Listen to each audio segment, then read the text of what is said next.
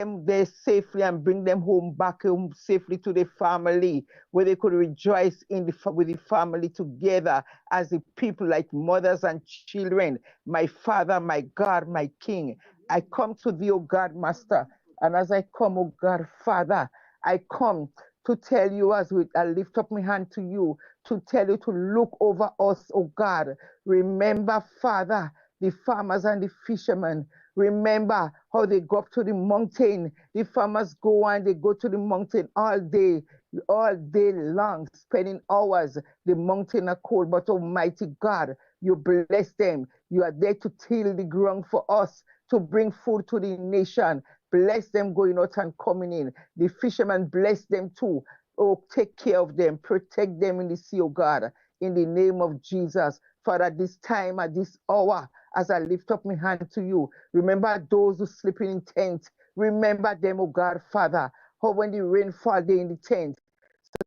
Sometimes they have nowhere to go. Mighty God, whatever you have and whatever they had in the days, in this time, it was lost by a mighty storm. But Father, you're a God of mercy. You're a God of compassion. You're a God of faithful God. You will help them, oh God. Let it be your way and no other. In the name of Jesus, as I lift up each and every one to you in Carrico and Pretty Matnick, in the name of Jesus. You know the ups and you know the down. And you know sometimes when they're almost to the ground, when they cried out to you, a bitter cried, in the name of Jesus. This morning, oh God, I bring the sick and the afflicted one to you. I bring them to you in a marked and special way. Bless them, oh God, Father, not forgetting the doctors and the nurses. Remember them, the police officers. Remember them, oh God. Tooth mun tooth bagay. We are your children. We all of us are your children. And we come to the Father in heaven. Father, this morning, oh God, you say, Father, we must pray for those who is in high authority. Excuse me. Father, I pray for the Prime Minister. I pray for his ministers. I ask you to bless him. Take away his heart of stone and give him a heart of flesh, that he'll be able to know that he is in charge of his nation. God put him there to be in charge of the nation. So help him, oh God, Father. Give him great understanding. Grant him the spirit of wisdom, knowledge, and understanding, that he'll be able to do better. So his tomorrow will be better than today. So bless him, oh God, Father, in the name of Jesus. Remember our opposition leader. Oh Father, look upon this man's servant, how he's toiled all these years for the land of Grenada, Carrico, and Pretty Matnick. Help him, oh God, Father, and bless him, oh God, and bless his minister, so they always will be go forward, looking at the people, because the heart always reach out to the people. My Lord, my God, my King. So Father, this morning, oh God, Father, remember, I bring a sister to you. She cried all day. She cried all night. You know her by name and number. Find her better yet, Father. You know where she live. Lay your hands on that sister and help her, oh God. You know the pain she's suffering. She cried out. The foot are meant for walking. My Lord, my God, lift her up in grace and bless her, oh God. Bless the daughter. Make her know that you're a God. She take all her trouble to you, oh God. She take all her trouble and her pain to the throne of grace, where you sitting on your throne, Father, and she laid at the foot of the cross. My Lord, my God, bless her, oh God, in the name of Jesus. Strengthen her today. Where she weak, Master, make her strong. Father, remember Miss Jacob. Remember Sister Kenru. Remember every single one, oh God, Father. Remember my niece who living in Shantimel, who lost the mother, who lost her mother and her father. Nearly the same time, my God, I ask you to pass by her, knock on her door, make her know that you are the Christ, the crucified one. He will never leave her or nor forsake her. Bless her, oh God, Father, and strengthen her, oh God. Make her feel the joy of your spirit in her in the name of Jesus. So, Father, it taught me to say, you remember the radio station. Remember Andrew Donald.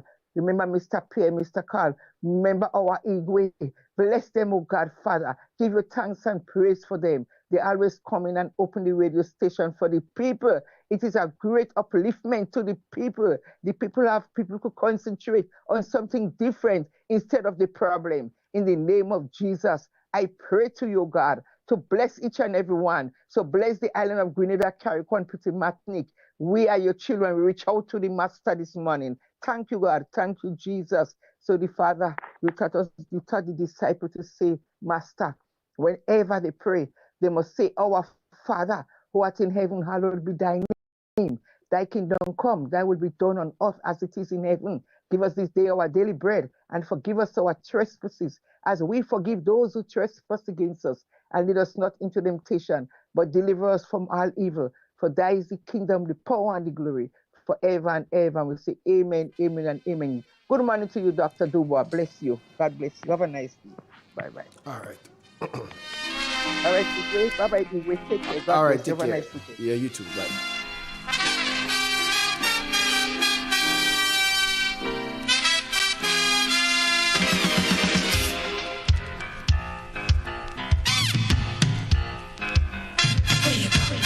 Where you walk, what you say, when you talk, where you go, where you walk, what you say, when you talk.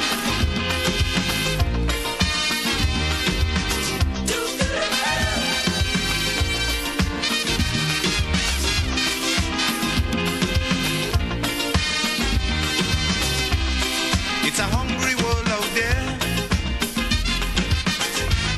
with everybody scrambling to get a share.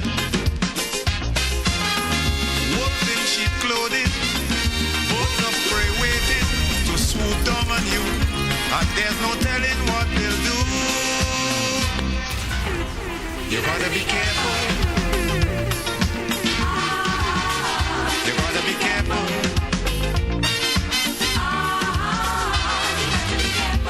Where you go when you're walking, what you say when you're talking, you gotta be careful. You gotta be careful, careful.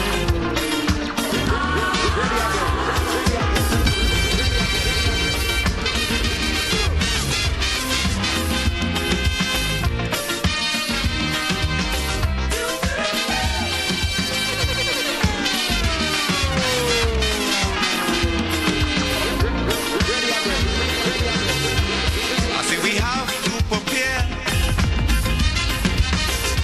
to meet the challenges of life without fear. Greed and jealousy, hatred and envy, man, you have to move with care in that jungle out there. You got to be careful. You got to be careful.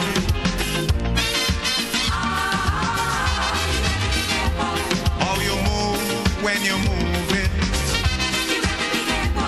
which direction you're going, you gotta be careful.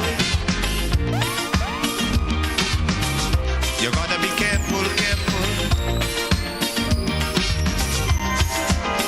Where you go, where you walk, what you say, when you talk, where you go, where you walk, what you say, when you talk.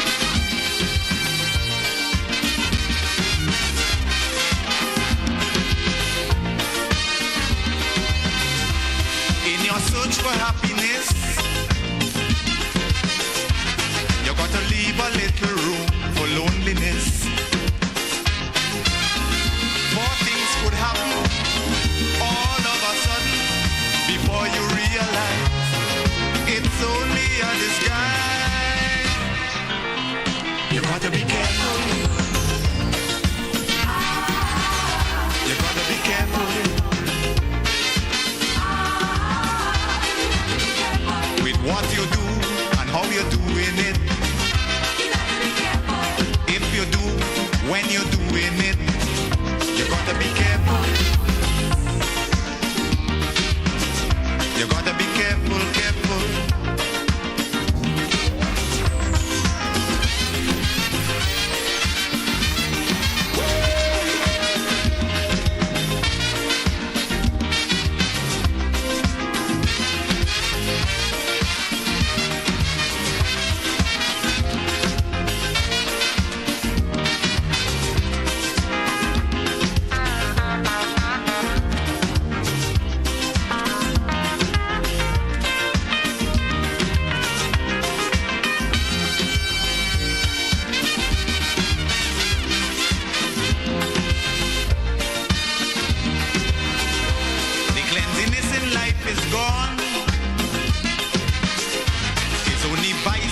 corruption that's going on. Staying alive, trying to survive, that is how it is today. So as you go along your way, you got to be careful. You got to be careful.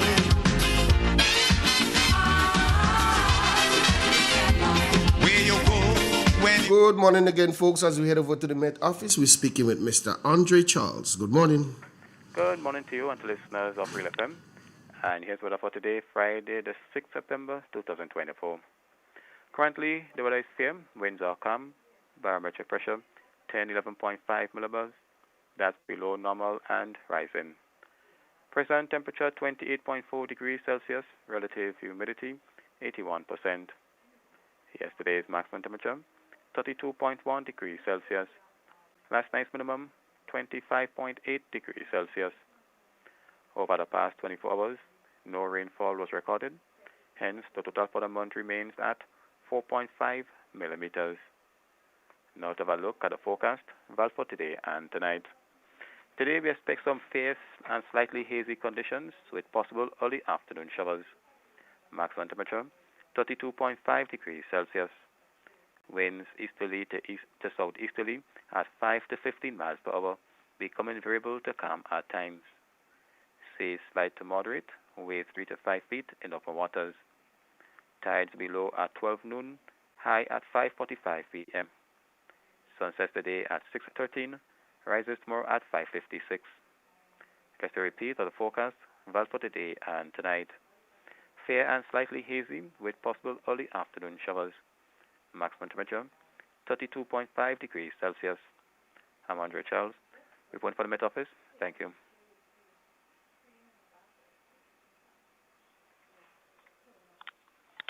Thank you very much, bro.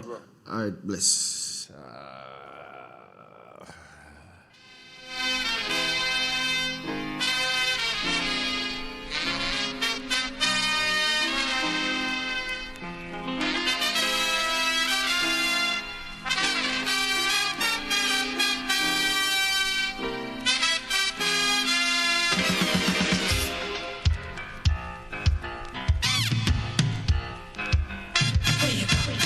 Where you walk, what you say, when you talk, where you go, where you walk, what you say, when you talk.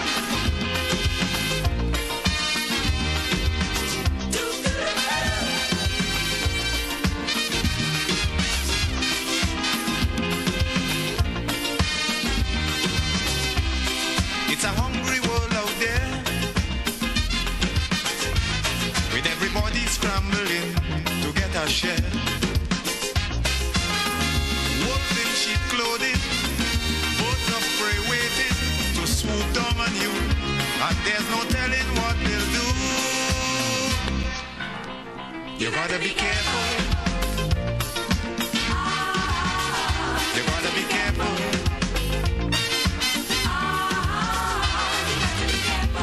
Where you go when you're walking.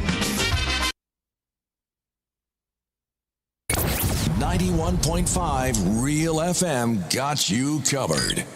Sponsor of many cultural activities within the Trial State of Grenada. My name is Anderson Matheson, also known as Leftist, and I'm a calypsonian and string band music player from Carrico. I support the games of the National Lottery Authority because culture benefits tremendously. Annually, the NLA supports the Carrico and Pritimatini Carnival, the Carrico String Band Music Festival, and all regattas, among other activities. When I play the game of the NLA, I can see where my money goes, and it's an investment into our culture. Yes, Grenada, when you play the games of the NLA, you enable us to invest in the skills and talents of our people in the areas of sports, culture, and nation building. In an industry where customers expect quality, M&N Hardware Limited is a leader in locally manufactured aluminum windows, doors, roofing, and guttering. Our manufacturing division is efficient, flexible, and will always go the extra mile to surpass customer expectations. If you need security, sash, casement, or projected windows, we're able to do it. Our security and heavy-duty doors are state-of-the-art and can be customized specifically for you. Using innovative coating technologies and protective film, our roofing and guttering is weather-resistant, providing outstanding color retention for many years. Available in 24 and 26 gauge and a variety of color options. We are the leading company, a family that is proving to customers they can have their dream products. M&N Hardware Limited. Foundation to roof, let's build together. 50 years as an independent nation. Now that's a reason to celebrate. Bank on a bright future with Quad Bank as we celebrate more than 50 years of partnership with Grenadians. Aspire, build, and advance with 100% financing to buy land, purchase or build your home, or make those much-needed home upgrades. No loan fees, no legal fees, low interest rates. And that's not all. 100% financing on brand new vehicles with 50% off loan fees. Celebrate you this year with special financing from Quad Bank. Apply today. Welcome home. Real FM is pleased to announce that our landline services have been restored. Persons wanting to contact the radio station can do so via 442-0975. For our on-air programs, 442-0175. WhatsApp numbers for the radio station would be 442-0975 and on-air would be 442-0175. For persons wanting to contact the radio station via cell phone, that number would be 406-6188. Real FM thanks you for your patience and understanding. We regrettably inform you that our 91.9 FM frequency is still, however, off air. We are working expeditiously to have this issue resolved. Hey St. Patrick's, are you ready to tackle plastic pollution? Join us in our plastic bottle collection campaign. The Grenada Green Group is collecting used bottles at the Breakwater Stairs on September 7th between 10 and 3 p.m. Come and join us in this great cause. Acceptable materials are PET and HDPE plastic bottles. Look for the number 1 or 2 in a little triangle under the container. This includes all soda bottles. There's a prize for the most bottles each month. Let's make Grenada cleaner, one bottle at a time. All bottles collected will be recycled. For more details, follow us on Facebook and Instagram. Together, we can make a difference. Big shout out to our partners, Recycle OECS, AFD, Zero Waste, and the European Union. And of course, the Grenada Solid Waste Management Authority and Specto. See you at the Breakwater on Saturday. Don't be late. The Grenville Cooperative Credit Union, the credit union of Grenville, takes you where you want to be. Feel secure with the Credit Union of Grenville, taking care of all your financial needs, including savings, loans, mortgages, and sound financial advice. Serving you with branches on Jubilee Street in Grenville, Lucas Street in St. George's, and new, spacious, convenient, and modern facilities on Seton Brown Street in Grenville and Grand Anse. Call us on 442-8602 or visit one of our offices. With Grenville Cooperative Credit Union, the Credit Union of Grenville, your financial security is guaranteed. Step inside. Immerse yourself in colors that come alive. Color by Sissy. Let your imagination run wild. Surround yourself in a world of color. Color by Sissy. Endless inspiration. Bold expression. Bold expression. Color by Sissy.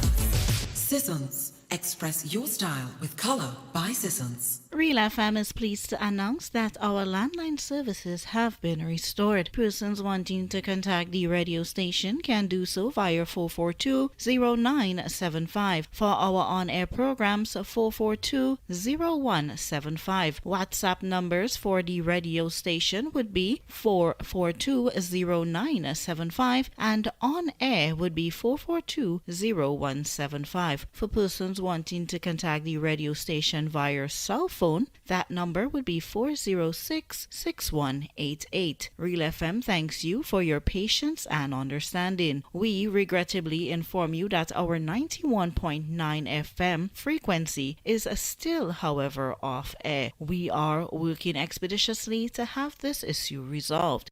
Grenada, get ready. A new season of the Grenleg debates is coming. Informative, impromptu, bright young minds sparking powerful ideas. Tune in.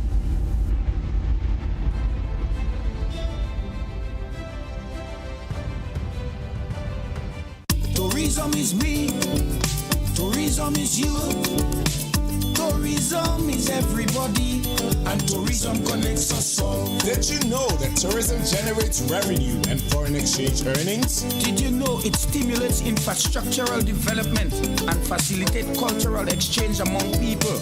You must know tourism is linked to all industries, from agriculture to construction. So support the industry today and be welcoming to all our visitors. Tourism is my business. Tourism is your business. Tourism is our business. Listen one and all. Tourism connects us all. A message from the Ministry of Tourism and the Grenada Tourism Authority. Broadcasting from the historical Parish Main Street, Certez, to your home, vehicle, and office. Today's hit music on Real FM.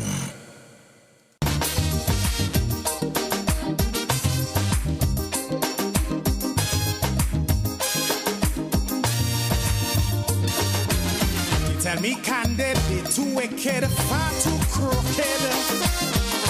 That is the frequent comment I hear. Too one-sided, underhanded, can't be trusted. This is the opinion, ear to ear.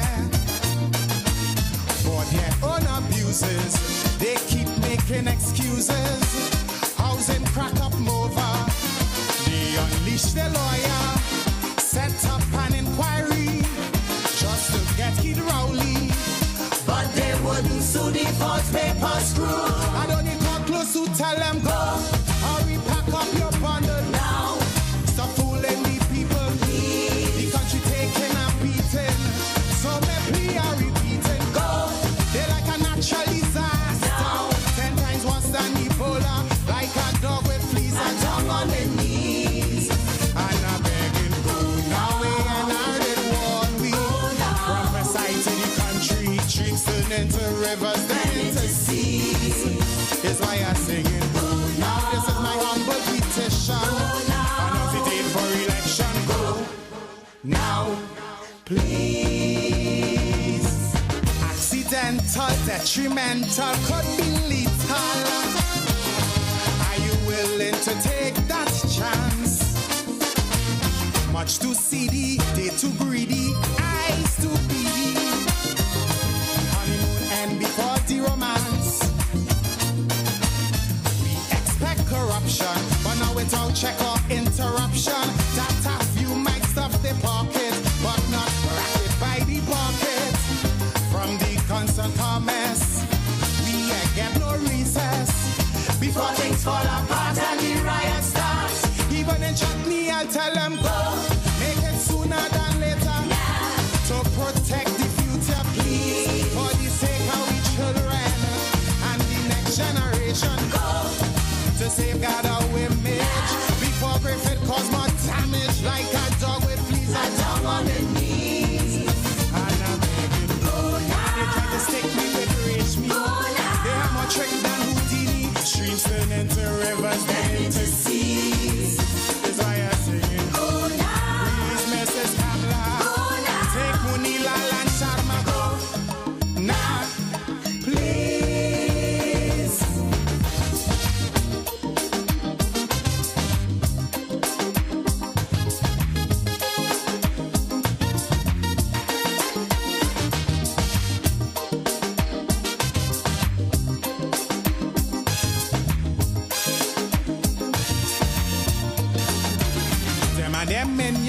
brutal villains raking millions.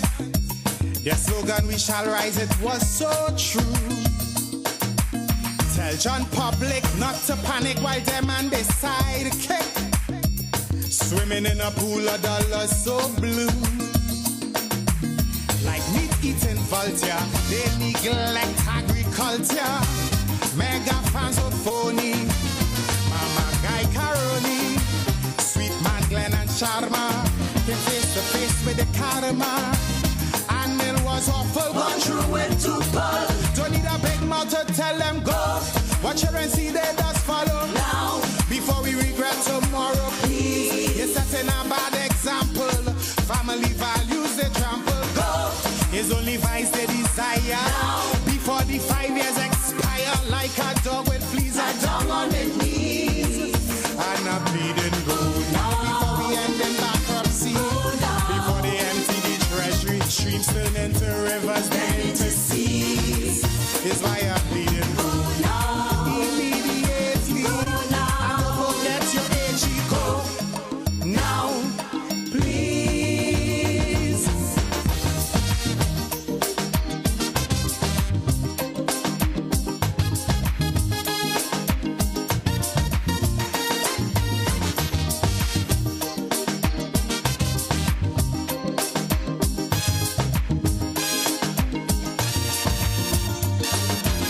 Love to quarrel, always oral, highly immoral.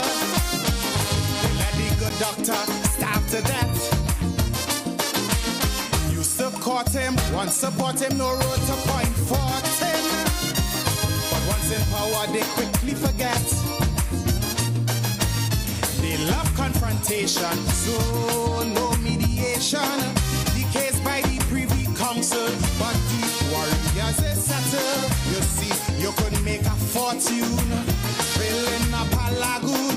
The environment is boost out its people too. Is why I want them go. With them old lies they peddling now. It's only PR they selling. They wouldn't tell me the whole truth. The man just wanted a root. Before they carve out a mountain. Before the cost we start counting like a dog with fleas, a dog on their knees. And I'm begging, go now. Let's get the contract. Who profit from the kickback? Streams turn into rivers, then into seas. Is why I'm singing, go now. Tell Munila and Surush. It's best they seek refuge, go now. Please. Broadcasting from the historical Parish Main Street, Certez, to your home, vehicle, and office. Today's hit music on Real FM.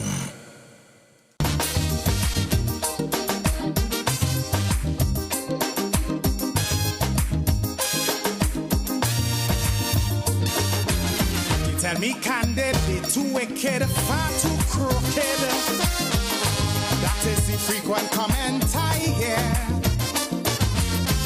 One-sided, underhanded, can't be trusted. This is the opinion, ear to ear. For their own abuses, they keep making excuses. Housing crack up over.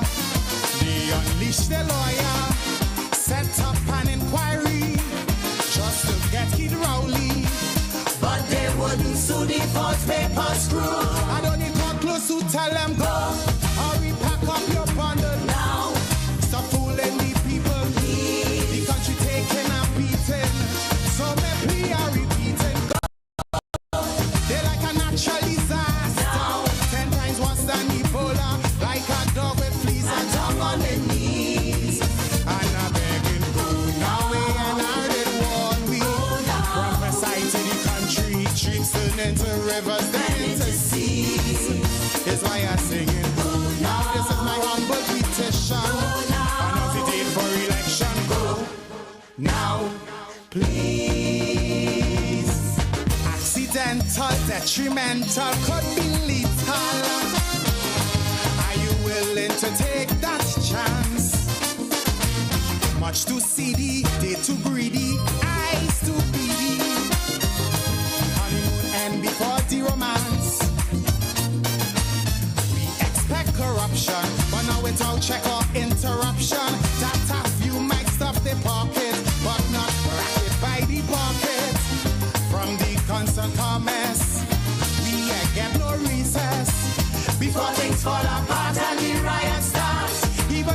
money, I'll tell them go. Make it sooner than later. To protect the future, please. For the sake of we children and the next generation. Go. To safeguard our image before Griffith cause more damage like a dog with fleas. A dog on the knees. And I'm begging, go now. They try to stick me with rich me. Go now. They have more trick than Houdini. Streams turn into rivers, then into seas. That's why I'm singing, go now. Please, Mrs. Kamla. Go now. Take Munila and Sharma, go now. Please.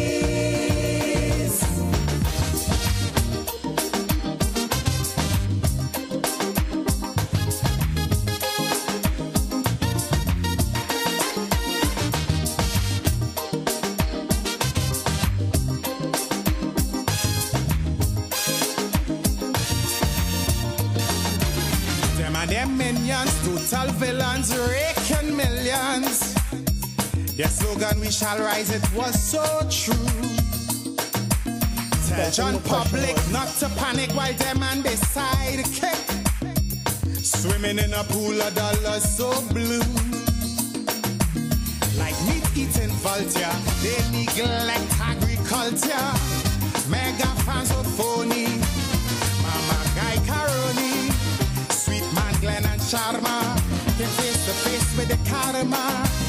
And Mill was awful, gone through it to pull. Don't need a big mouth to tell them go. Watch her and see they does follow. Now, before we regret tomorrow, please. You're setting a bad example. Family values they trample. Go. It's only vice they desire. Now, before the 5 years expire, like a dog with fleas, a dog on the knees. And a bleeding go now before we end in bankruptcy. Before they empty the treasury, streams turn into rivers, then into seas. That's why I'm bleeding go now. Immediately, and forget your age. Like a dog with fleas, a dog on me knees, begging the NDC to go now, please. Morning to all the listeners on the Real FM platforms. Morning to my friend in Florida. They say I doesn't big them up, so to my friend in Florida, I big him up. We are squad in Florida? Yeah, but all about the place. I have to big up my friend in Kenya, Mombasa. Yeah, he tell me that listen me right through. But when we had a little glitch with the channel, Yeah. he didn't get me, so he see he back on thing. Back on schedule. Morning, John. Real expressions for Friday, 6th September 2024, Igwe. The extension. Where anything as of national interest could be discussed, whether it be politics, whether it be religion, whether it be social, anything, financial, although we don't know legal tender up there. But, so, Igwe, Grenada is my constituency as always. Real FM is my parliament for the time. I'm the people's spokesman. Blessed and protected by the Ancient of Days, will be joined with Senior a little later, the Dan. My purpose here is to bring people facts. And I want people to fact check me. Facts has only one side. Opinion is not facts. What you do with the facts is a matter entirely for you, but I hope it helps you make informed decisions. I'm here to advocate for the truth and justice, even when it doesn't affect us personally. Because we believe justice delayed is justice denied. We're here to advocate for those who cannot do it for themselves, because we're hearing all kind of things on them people in Carrico, Pity Matnik. And they need somebody to advocate on their behalf. So we're here to do just that. We're here to bring hope to those who are hurting by the actions of this government, because our currency and legal tender is on vanished information, truth and facts. Real FM, real media, I ain't hearing you great. New media. Okay. Where Shim is absent, anything could happen. We intend or we caption our discussion today, Igwe, by visiting the crime scene housing. So facts will be your forensic analysis. And we go fact check and degrees and them. So we go take it from the genesis to build a case. So at the end of our discussion today, we hope that we'll make the case out that it is a crime scene because it is criminal in the way the persons in Grenada, Carriacou and Pitimatnik is treated. The aftermath of burial. So we first things first. We must delve in because we must set the stage because we're presenting forensic evidence this morning. We don't just giving you opinion here. The first one is from the utterances of the Chief Harvey Coe, the Prime Minister. When he talk about it was criminal about the housing, so we building the case from there because we letting go evidence. So bring it in. While they can catch themselves. It is criminal to have a woman with children in those conditions, and you have the current housing scheme provided by the people of China still locked up, still closed up, an entire year after it was handed over to you by the Chinese government.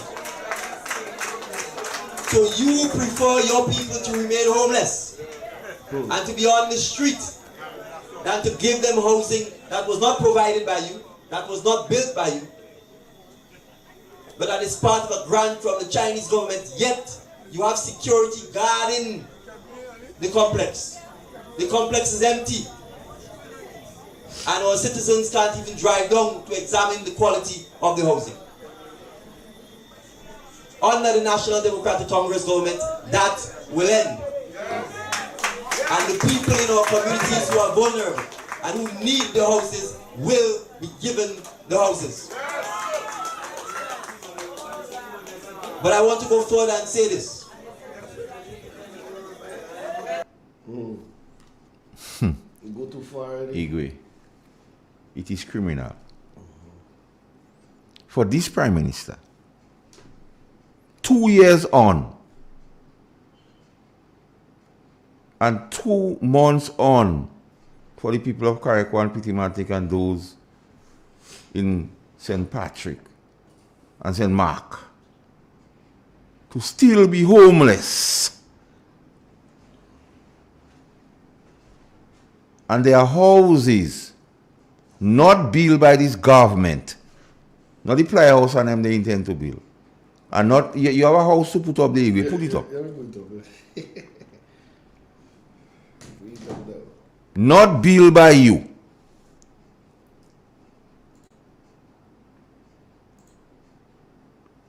It is criminal.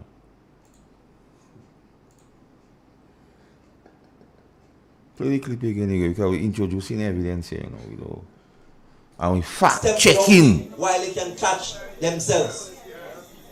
It is criminal to have a woman with children. Stop it. In those conditions.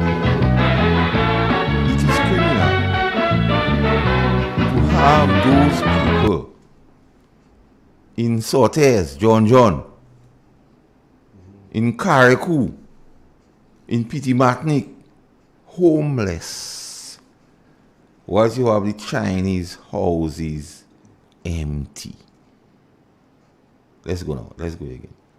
We chunk it in the thing. We don't think we can think. It is criminal Mm-hmm. to have a woman with children in those Stop it. conditions. So it was criminal, Igwe, to have a woman, but it is. We want to use good words on the radio. Very careful. It is a crime. It is terrorism to have the people of Carriacou and Pitimatnik and Sortes homeless, and their Chinese houses empty. Houses what was not built by you. Kidding. So we fact checking today because we doing a forensic analysis. So we go use a lot of what they say, not our words, but theirs. Because facts has only one side. And our currency is on vanished information. Truth and facts. So clip him again, let me hear him. Because we will go through it deliberately and slow. For the smallest child to understand. Why they can catch themselves. It is criminal to have Stop it again. a woman. So how you expect the people of Sortes, the people of Carriacou, the people of Pitimatnik to catch themselves when they cannot afford a home presently and their houses unoccupied, houses that you did not build? And all you're talking about a house for somebody 30 years is $500 a month. Somebody 40 years, $550. But if you don't work in Igwe, you don't have a job,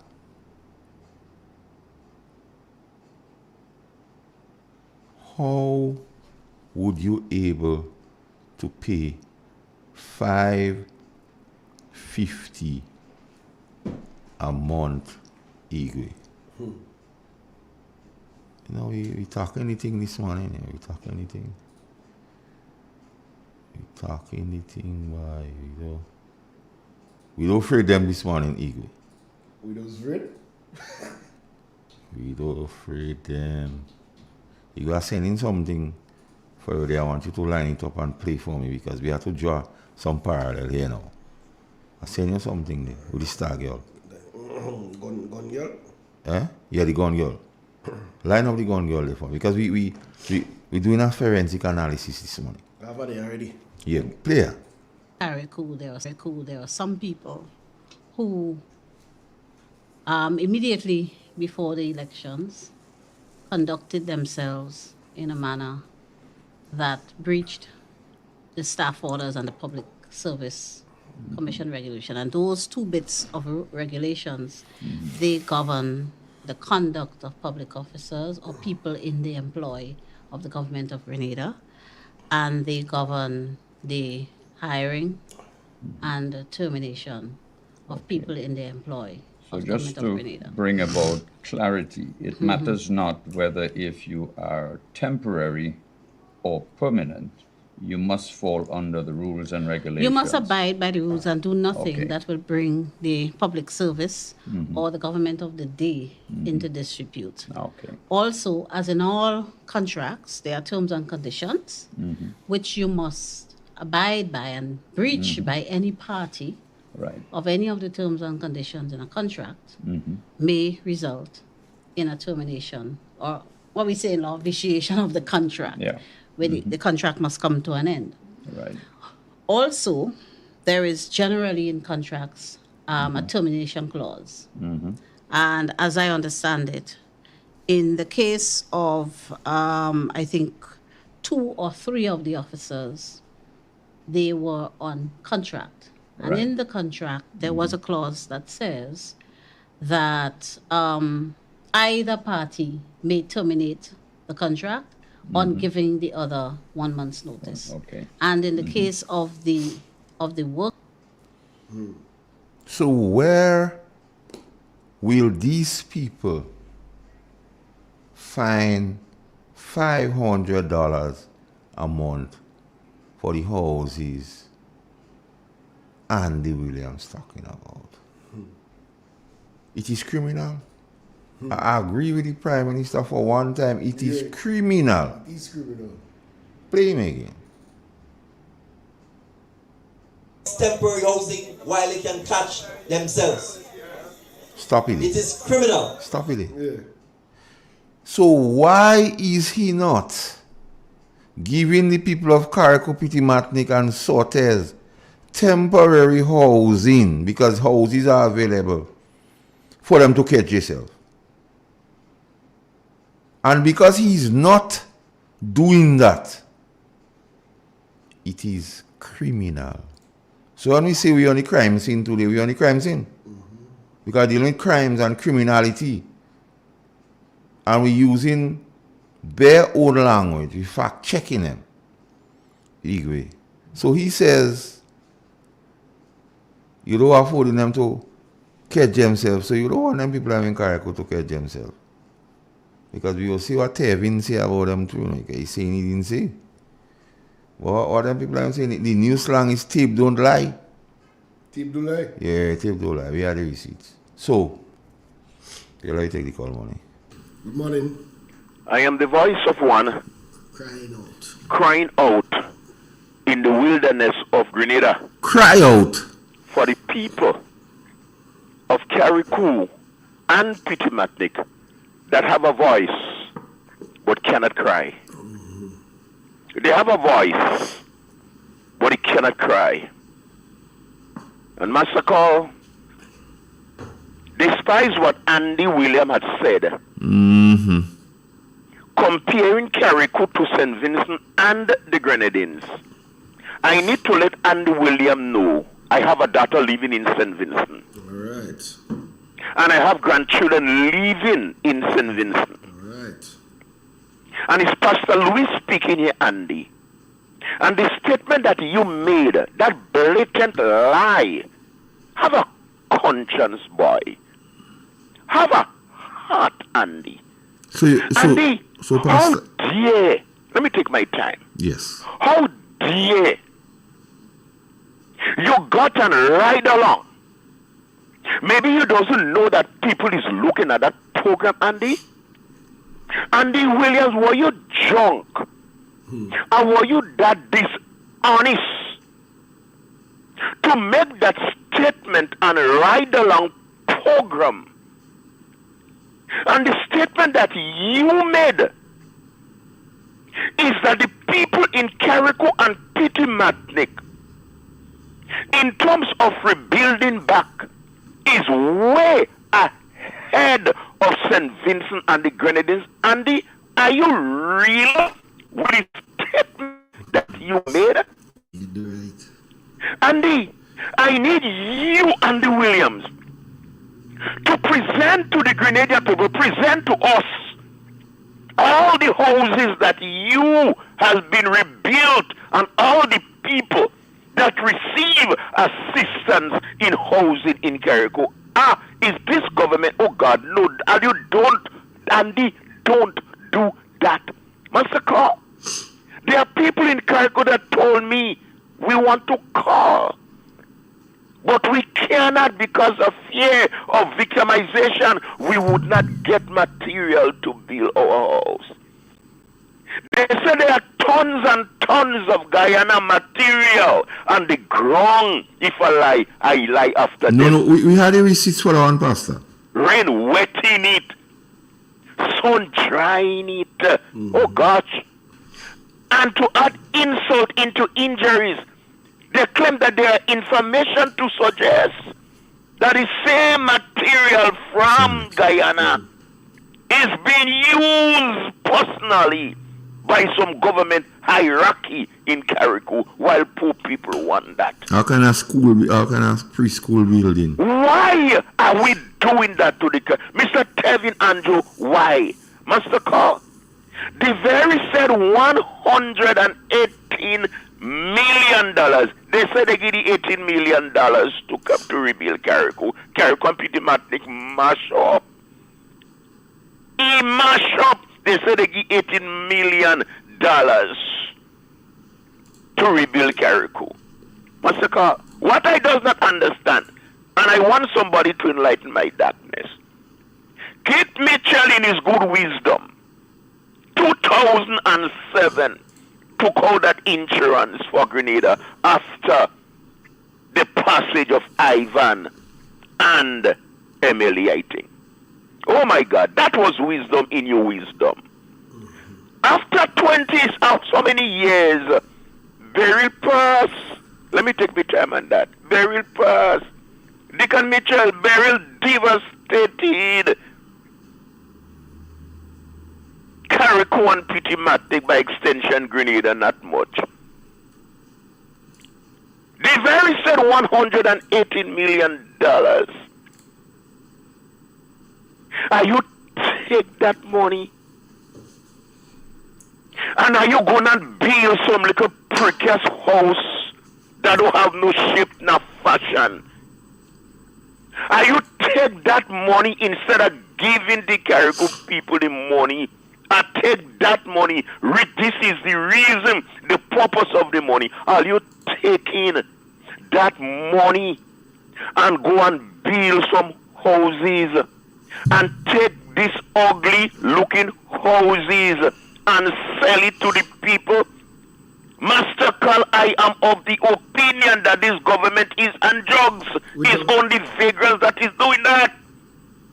No, you go down to Dumfries, Kevin and Joe, you put in the people and they dump in Dumfries to leave.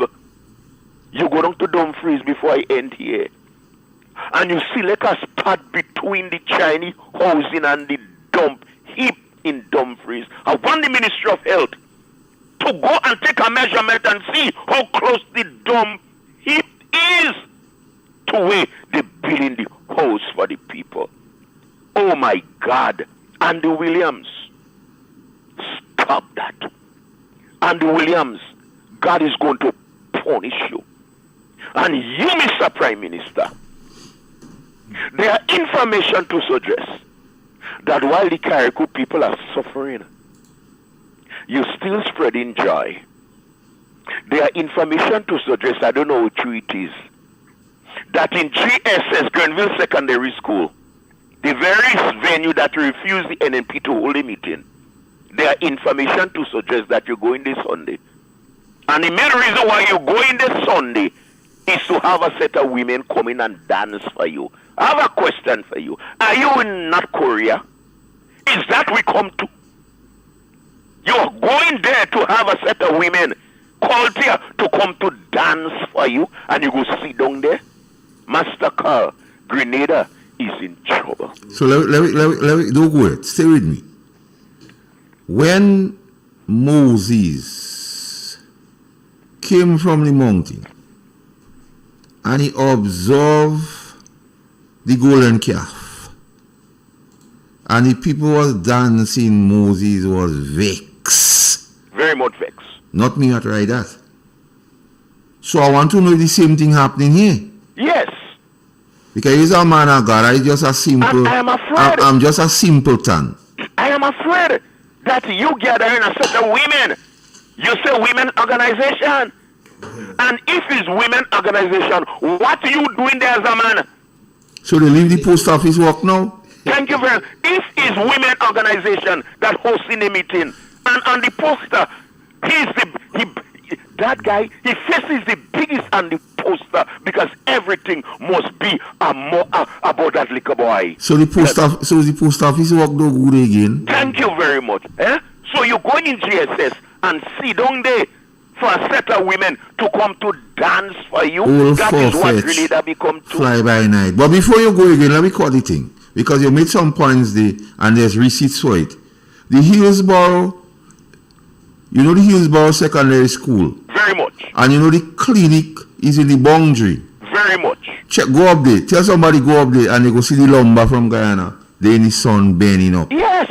And bush going on it. Because we had the receipts here. Yes, put all the receipts for them people them see you. Exactly. The lumber. Yeah, put it up there. And let them see. Why people and then bush taking it. And then all they talk about what you say? Grenada head of St. Vincent. Yes. Andy. Watch out, Don't lie. The What you debris. lying for? We have all the thing on the debris, you know. And make it worse, Master Carl. You have people that need the material there. You have people that Here are going on. Hillsborough playing field. Temporary hurricane debris site. No avenue for school children to play. Master Carl, I don't believe what you say. The reason why I don't believe what you say, because Andy Williams said in terms of the cleanup campaign, the man said that Carrico is way ahead. They could read what they for themselves. Master Carl, the man Andy Williams said that Carrico and Pittymatic is far ahead in the rebuilding process comparing that to St. Vincent. In other words, Master Carl, what the man is saying, they are doing a better job. And listen that, Master Carl, listen that part. While the people need the material, you have some hierarchy in government officials and St. Vincent and a good friend that is using up this material. They're using it up. One more, Master Carl, I have a question for you. Come I on. have a question for you. And I'm going now. No, we have to dialogue. I have to something to ask you still. Yeah. If I am baffled, I am taken aback. Why so much money going in Andy hand? Mr. Prime Minister, are you benefiting? And that man tell he was in a church before God and man and admit he's a thief. Yes. Ask Stanford Simon and he go tell you. But Master Carl, what I'm saying, if Gloria Thomas is the Minister of Housing, why you, Deacon Mitchell, do not trust Gloria Thomas to she to handle that money? Why all this amount of money have to go in Andy's hand? Maybe she handle a Velcro. I don't understand that. Gloria Thomas, the money had to come in your hand. You is okay. If you didn't want to put it in Gloria's hand, why you didn't put that money on the housing? No. And he is in charge of infrastructure, works. He don't put the money by him. Exactly. He don't give Gloria, but he give Velcro. Thank you very much. Listen, book open corruption to the highest. That's why they didn't want Jonathan around. While the people in Carrico and Pittymatic are suffering. Andy, you is the Prime Minister. Andy, it appears to me that all them other ministers missing in action. You is the head honcho. And before you go through you, Pastor. Yes, sir. I want you to ask Mr. Dennis Cornwall. Matthew Cornwall. And Mr. Lennox Andrew, if they were aware about the CRIF facilities and what year and who government put it in place, because you have some people among them are talking tata. But Dennis and Lennox know. So the people say. And Master Carl, yes. And they say they sit idly by. They know. And you know the thing that I don't like? They know. Dennis Andrew, Dennis and Toes and them, they know. But you know the shameful thing about it? Tell us what, you sit down in the Parliament House. And all you know about CREF. All you know the year that CREF started. And all you sit down there. And all you heard that little girl, that young woman from Guab, giving to the public all kind of miss of information. And none of all couldn't whisper to her and say, shut your mouth, what you saying is not true. Why you all do Miss James that for? The young girl just come into politics. She may be mean well. But all you as macho people sit down there. And all you heard the young lady dishing out wrong information. And none of all you, Mr. Keto, an experienced speaker of the house, why didn't correct her? Use a father and use a grandfather. Why didn't correct her? But you need to tell Dr. Kit Mitchell to withdraw. Because Mitchell, let me tell you something. Get Mr. Keto out of the house. He's an embarrassment to the House of Parliament.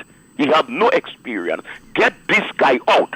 Because many times you have to steady and guide him, but you're guiding him in a technical way. Let him go to Miss Decima Williams and let she teach him. Let him take a course under Chester Humphrey. But this Keto guy is an embarrassment to the House of Parliament, Master Carl. Some people say he's very dense, so they say at this stage he's an activist. He's not the speaker, he's an activist. Let us continue to pray for the people of Carriacou and Pitamatic. And I have news for them before I go. The NMP will be back, and we is going to rebuild for you. Take care, Master Carl. All right, boss. That was some food day, so let's take a little break. And then come back on our fact-finding mission. Forensic check-in on the crime scene of housing.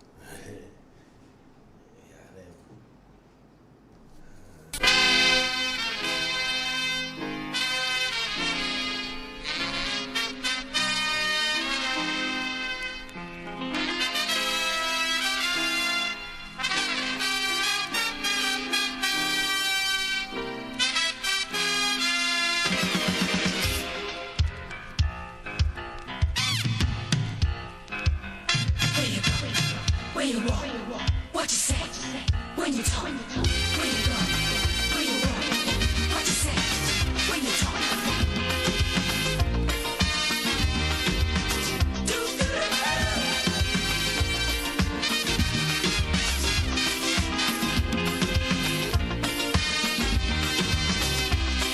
It's a hungry world out there.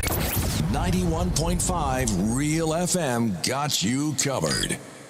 Tourism is me, tourism is you, tourism is everybody, and tourism connects us all. Did you know that tourism generates revenue and foreign exchange earnings? Did you know it stimulates infrastructural development and facilitates cultural exchange among people? You must know tourism is linked to all industries. From agriculture to construction. So support the industry today and be welcoming to all our visitors. Tourism is my business, tourism is your business, tourism is our business. Listen one and all, tourism connects us all. A message from the Ministry of Tourism and the Grenada Tourism Authority.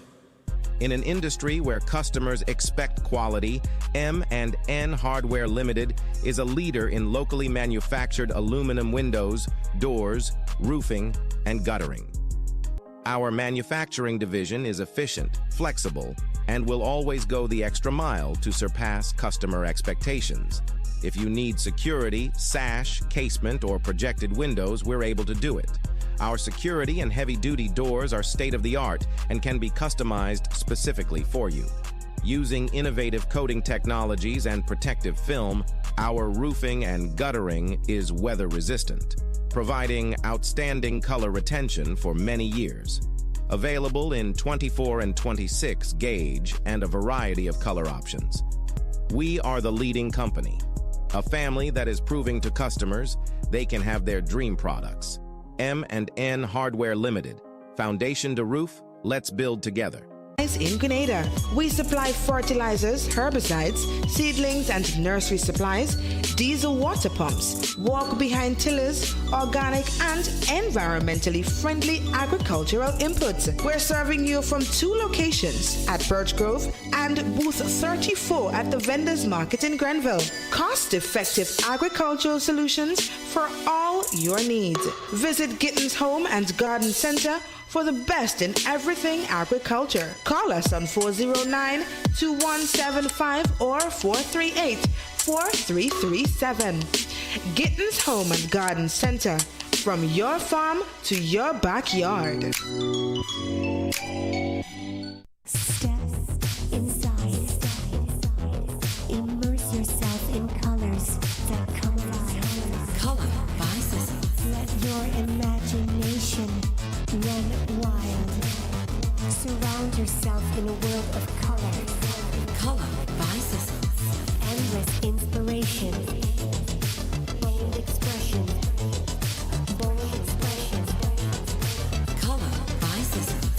Sissons. Express your style with Color by citizens. Real FM is pleased to announce that our landline services have been restored. Persons wanting to contact the radio station can do so via 442-0975. For our on-air programs, 442-0175. WhatsApp numbers for the radio station would be 442-0975 and on-air would be 442-0175. For persons wanting to contact the radio station via cell phone, that number would be 406-6188. Real FM thanks you for your patience and understanding. We regrettably inform you that our 91.9 FM frequency is still, however, off air. We are working expeditiously to have this issue resolved. Still thinking of ways to win bigger in NLA games? Well, think no more. The NLA has boosted your chances of winning bigger by adding Multi-X to Daily Pick 3.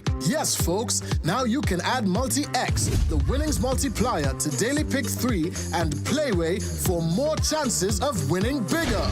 For a limited time only, the 7X multiplier continues to be added to Multi-X. Picture adding Multi-X to your Daily Pick 3 $10 inline bet for chances to win $38,500 instead of $5,500, and your Playway $10 bet for chances to win $1,680 instead of $240. Increase your winnings by Multi-X times more. Play smart, add Multi-X, and win bigger. Must be 18 years and older to play. NLA, making your dreams come true. Broadcasting from the historical Parish Main Street, Certez, to your home, vehicle, and office. Today's hit music on Real FM.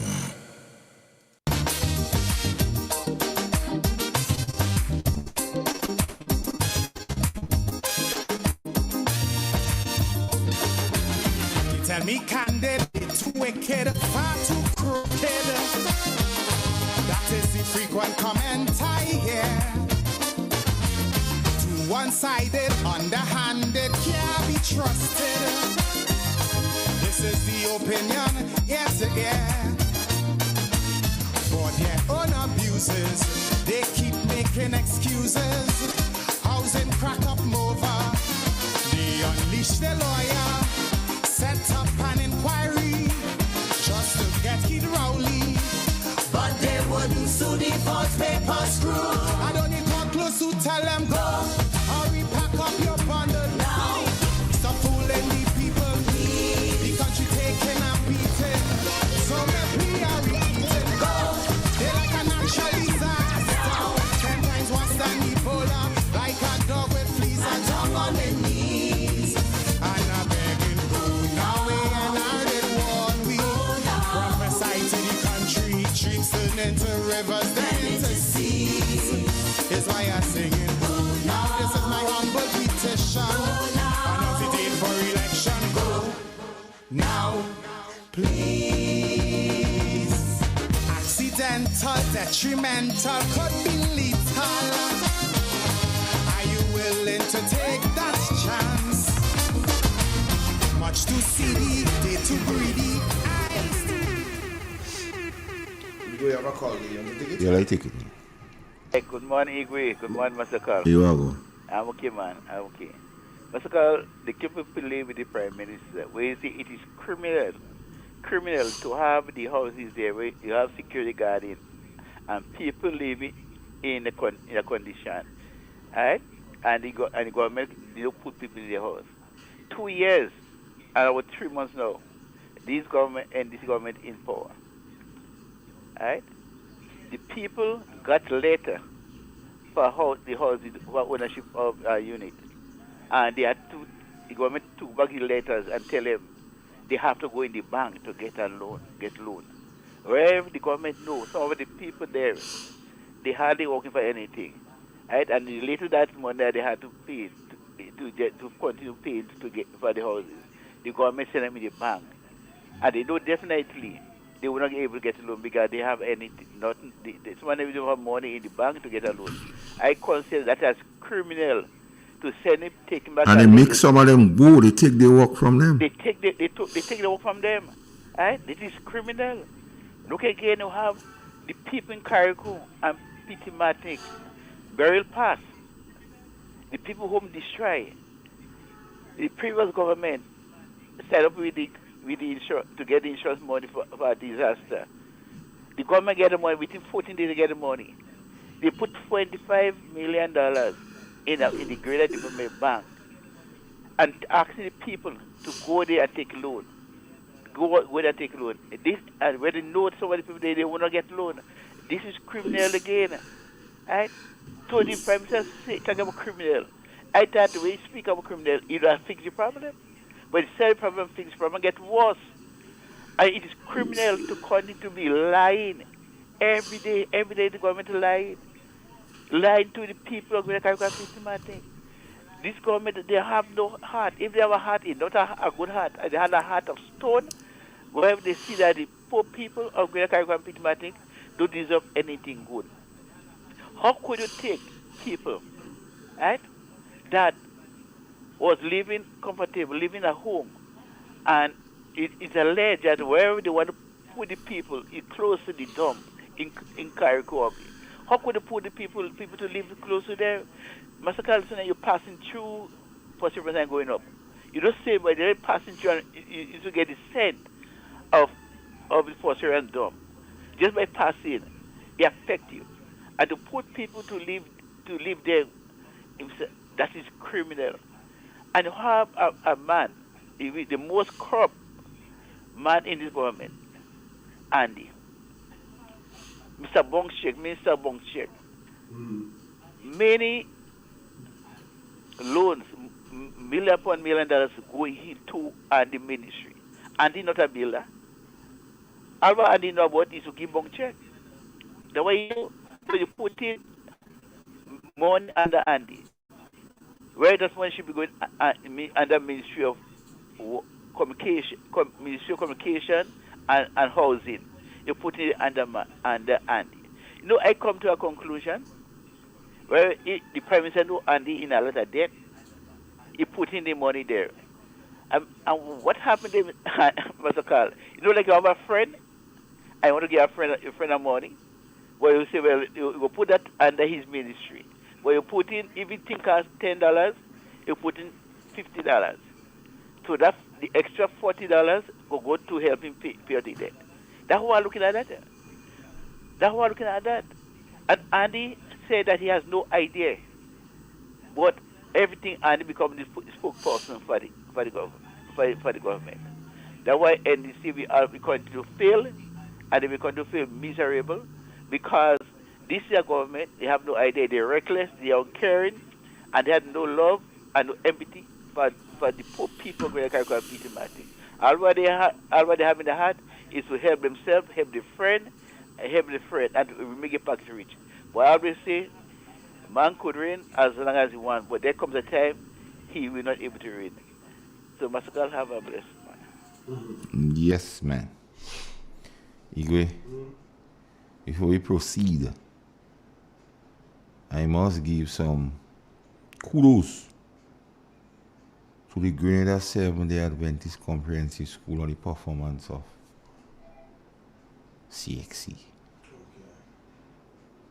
The percentage of 79 point something is very commendable, and persons having 16 passes and so on.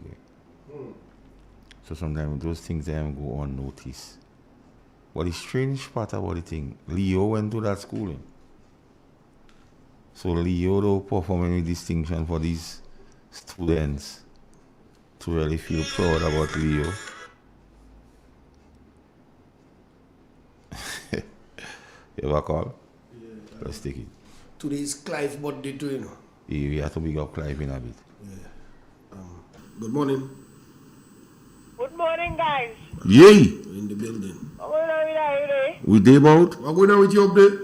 Where are they? What is that little shed is all about there? The little what? That little shed. Oh, that build back better.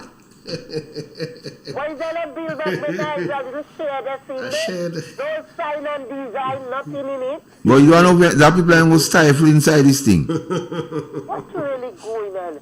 Master Carl, Yeah, I'm not reading this kind of people like them. and guess who put up this thing now? Right now, you see all that money, they say they have the, what they call it, hospital to build. And that money and then you see they get in there is to build the hospital, you know. They're not doing what they have to do. Look at what they're building for the people and them. That is house.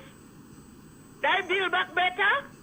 All this money, you have a lot of aid, all kind of country send money down in Grenada to help Carrico and Petit-Martinique and to help the Nada Island of Grenada. Look at what's going on in we country today.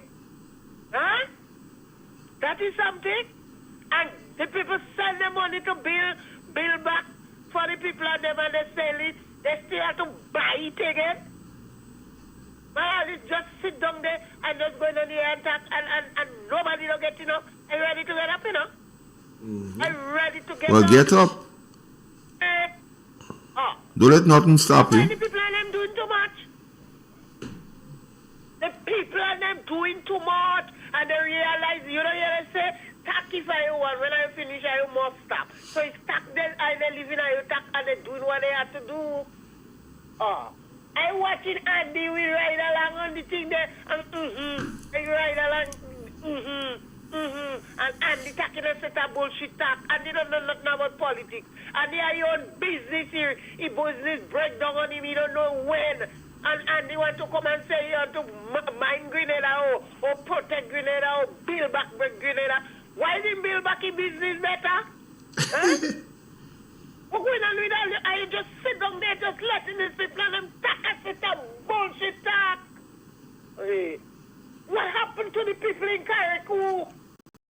The people in Carrico don't have shelter, they don't have work, they don't have financial, nothing. They can't go to school and we sitting here just build back better. Oh. Let me ask my money here because I might say what I don't have to say. Are you enjoy the money? All right. Is that touchy one? She on fire. Yeah, blazing. So, as we were saying,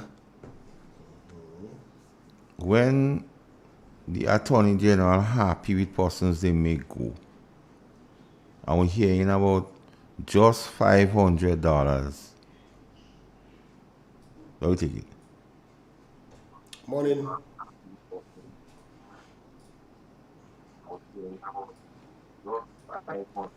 Antonito, listen on the phone.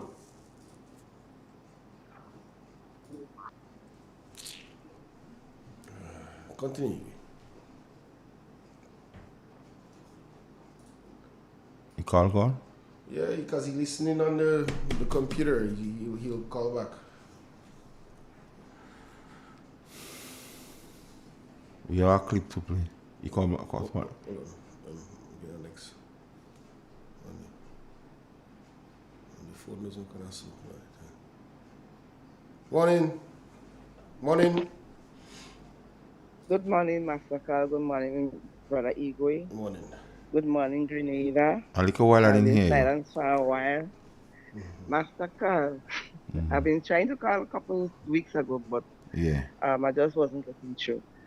Master Carl, like Maurice Bishop Spirit, silence Grenada by. Everybody had him all shut. Like everybody had him all shut. They other than getting bribed, they get a trip to go to Boston. You don't hear she saying nothing much. Like everybody swallow their tongue. Maurice Bishop Spirit, they get it susu. Spirit strong. He say bang doesn't bust.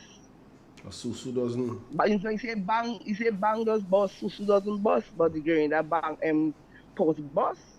No man, they get in when they give in a man 15 million to build 200 houses, and the match they give you only add up to 10 million. What happened to the other 5? Well, you have to pay for them big boys and that going up in Carrico at a little look and see who getting the contract to move out of the debris. We know. Look at who getting the contract. We know who are the contract, and we know what relation they are with the head honcho. If he causing get any contract, people know. Massacre, I don't have a problem if it's the king and Beg Jones and ride along and then that's saying I'll have all the money in all the pocket, go and build back all the house. I don't mind if it's people and them. I don't mind if it's you and Gates and Ella and Reverend and them are saying that. But when you as a minister, who people looking for a little hope, eh? The day after burial, you give them assurance that the government going to build back your houses. You give them that assurance, you give them hope. Eh? And you take a whole life, Master Carl, and come and tell them people and lambasted people and thumb down on them people, and you know they had the money. That is what your words say, So you're aware of some of them bang book. Master Carl, it's sad when you see ministers, the same ministers, after 2-3 years, 5 years, they had to come back and ask the same public workers and the poor people to come back and ask them for a vote. Don't worry, man. The time will same come. People, they forgetting. It's according to Berg Jones, maintain and add. Maintain and add. When you doing your own people that, remember, it's only one constituency and a little bit of others that get hit. It was the one again that crap what smoke we pipe. One constituency, It's all well and good to fix about the different health ministers' place and whatever. Yes, but what about the people? They are still in elements. They are still in elements, and I don't have a problem if they put in the money in the bank for people to take a little loan. They could have do when the COVID came, the government gave a little stipend to some of the business people and them, they give them a little grant to help them. Because a lot of business was closed, certain business was closed, they couldn't open because of the service you give in, you understand, the close contact. So they give a little supplement and on things. I don't have a problem. You have to pay back for that. But when you go and take a loan and a grant, part loan, part grant, you think I go back and get a loan and part grant? How much people that apply to? Who getting it? You want to go through red tapes. You understand what I'm saying? Even out of the same money again, they could have give people a little, even though you have the money in the bank and you have insurance and you want to build up.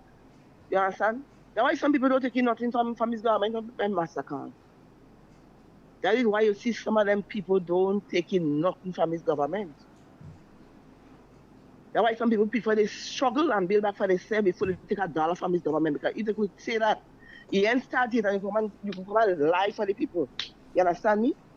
That's why some people prefer they suck salt and build back for themselves. And when I got an AI picture, AJ come with, it's AI and AJ, so you understand me? Anything possible. But anything what has me troubled is the fact that the lies they tell us so easy to prove. Exactly. It's so easy to say die not true. And they always go on stations and platforms where people can understand politics. Yes. So they will just go with the flow. They don't understand politics. They don't understand politics. Them just come on the bunk because money was flowing like crazy. Money flew freely. So they get a little bunk. So they just there and I can't do it. And then and he just ramping and rave because he don't understand about politics. And I keep telling people, if you don't understand politics, leave politics out those who understand it. That's why a lot of people getting beat up and want to be bullies on Facebook, keyboard bullies, I call them. It's not no ordinary, because when they see you, they can't tell you nothing, but they are only keyboard bullies. When they meet you in the road, Pastor Carl, they can't tell you nothing, Master Carl. Dark night bullies, man. Keyboard bullies, Master Carl. All platforms going on is keyboard bullies. You understand me? When they come and they meet you face to face, they can't tell you nothing. They can't say nothing to you when they see you face to face.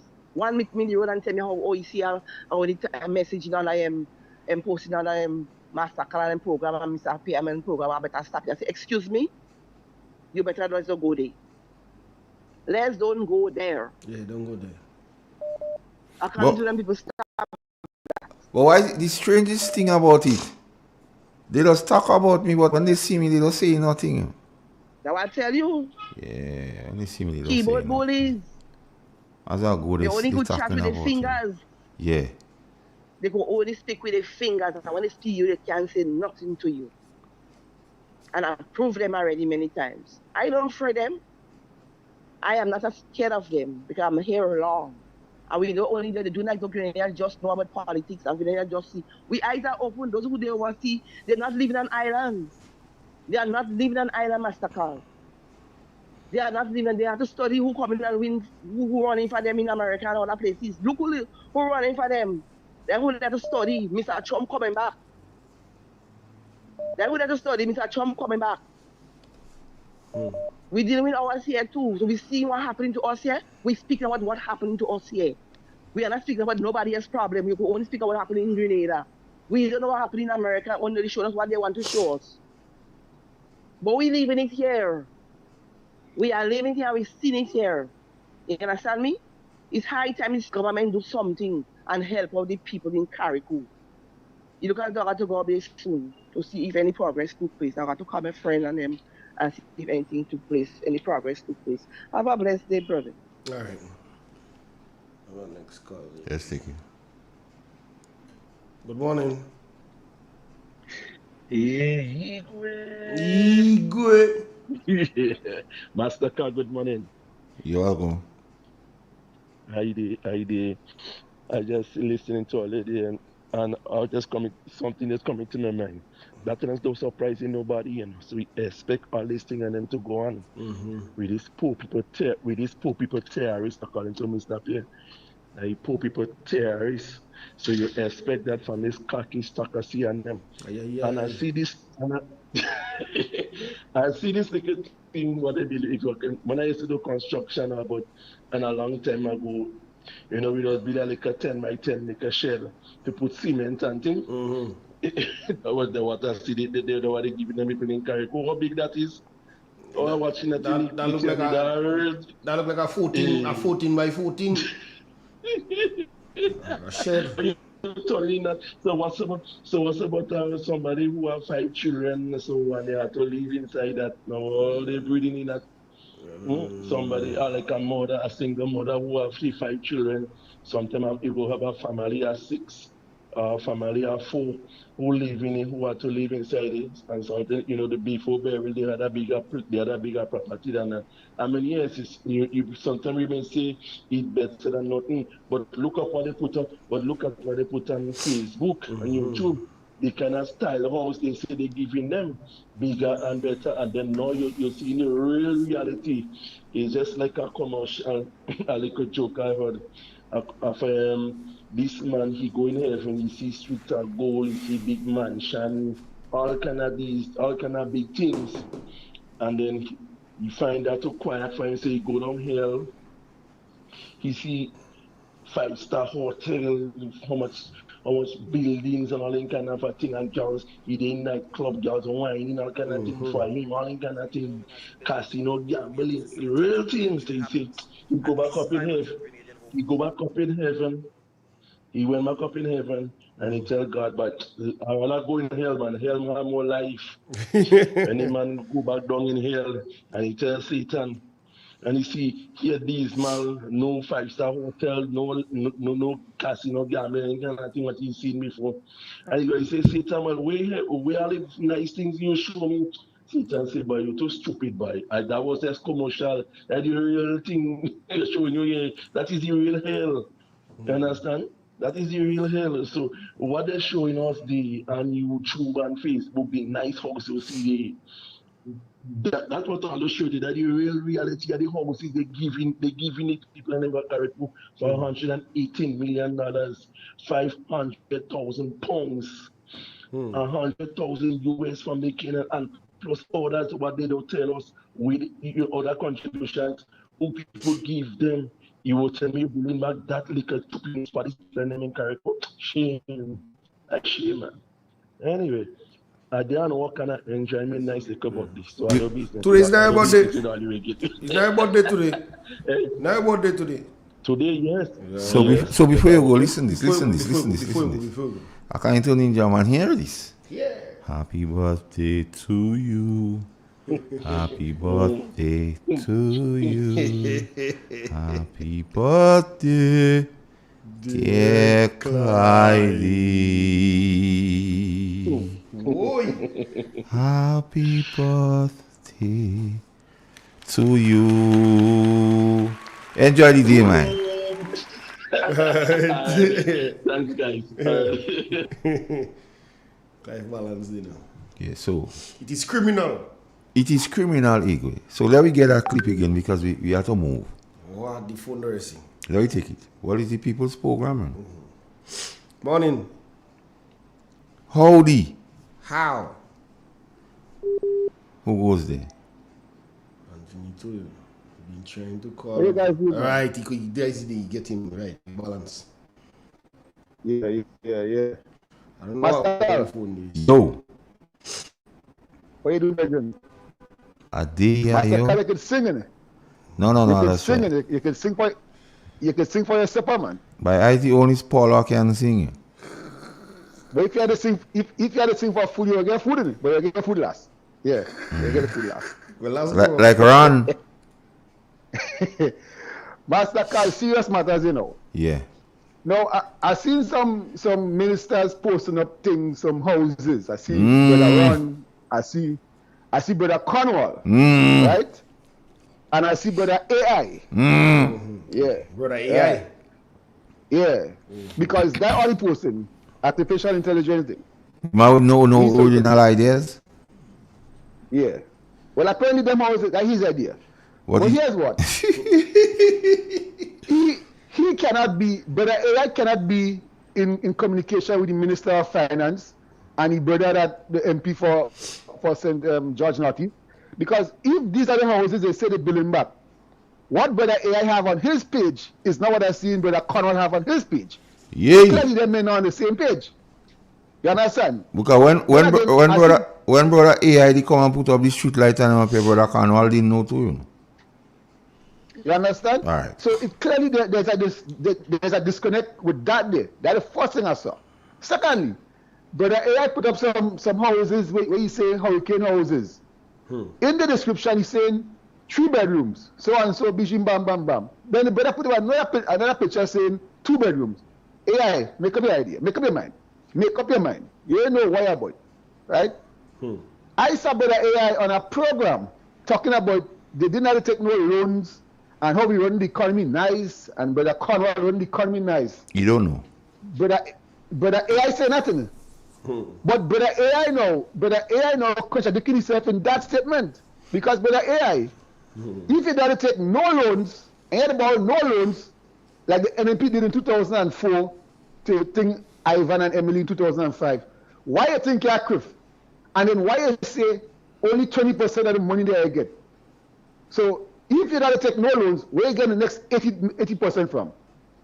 Like the nomads. We don't know nomads. You understand? The man that have a business that failed, Mr. Bunch check, Mr. Watch, Master Carl, these little things is what I always look at. The man say that they didn't take no loans in it, but yet they get 400,000 pounds recently. They get 100,000 from someplace again, US. They get 118 million, 44 million US. But I will give them a little kudos and say, okay, I ain't gonna say 118 because Grenada get some, and then you understand? But here what's going on. These houses that I see the bill, but the Cornwall building and Batuman Toilet and what the building did, I know for sure that ain't cost $50,000. So if it's that they intend to build in Karakou. And speaking about that $50,000, I don't know how this man match adding up to 15 million for building back houses, 200 houses at $50,000. 5 million missing somewhere. And I don't want to hear the explanation about, oh, when you go and take a loan to build a house, you take extra. I know the last time I doing some renovations here, I take a loan, and when I get a loan, I have to account for every living cent. So which means, if 10 million is for 200 houses, right? How come you over budget by 5 million, which is half of the cost for the 200 houses? You understand the massacre? Yeah, but even when he talking about they don't take loan, he talk about the prime. Even when he talking about the loans and the government take loans, he say he don't want the prime minister vex with him. Exactly, and Master Carl, this is what I'm saying. These men going on these programs, they go on their social media and making these kind of statements, and we as their supporters mightn't be so understanding to know the crap they're saying. But I will pick it up. In that same interview, where he praising Deacon, he praising the Prime Minister, he gave him 160%. He said on that same program that the PM doesn't show emotions in it, but he like Grenada. In the same sentence, the PM doesn't show emotions in it. All these things are picking out from what these men saying on social media, and the supporters, and he doing well. My God. Open all their brains and taking some good information. And lastly, Massacre, he made them mention about the CBI program. And they ain't bringing no con men and no con men come in, and he can't name one. In 2 years, all they sell 8,512 passports in 2 years, right? And he said they do diligence and nothing. Give me that number again. Give me that number again. 8,512. Mm-hmm. You understand? It is criminal. 512. All right. 8,512. You understand? In the 9 years NMP was there, that is not even a fraction of what NMP sold, right? And notwithstanding that, when some people they say, they had con men, everybody in the world is not okay. It's yin and yang. You must have bad people in the midst, right? So you can't judge a program like that, like Sheldon was saying last night. But what I'm saying with these men, in 2 years, you telling me you could vet all these people? What I want to see in that breakdown, who are the Russians and the countries that are supposed to be banned from getting CBI passport to come to Grenada? I want to see. And why set it, Mr. Andy, Mr. AI?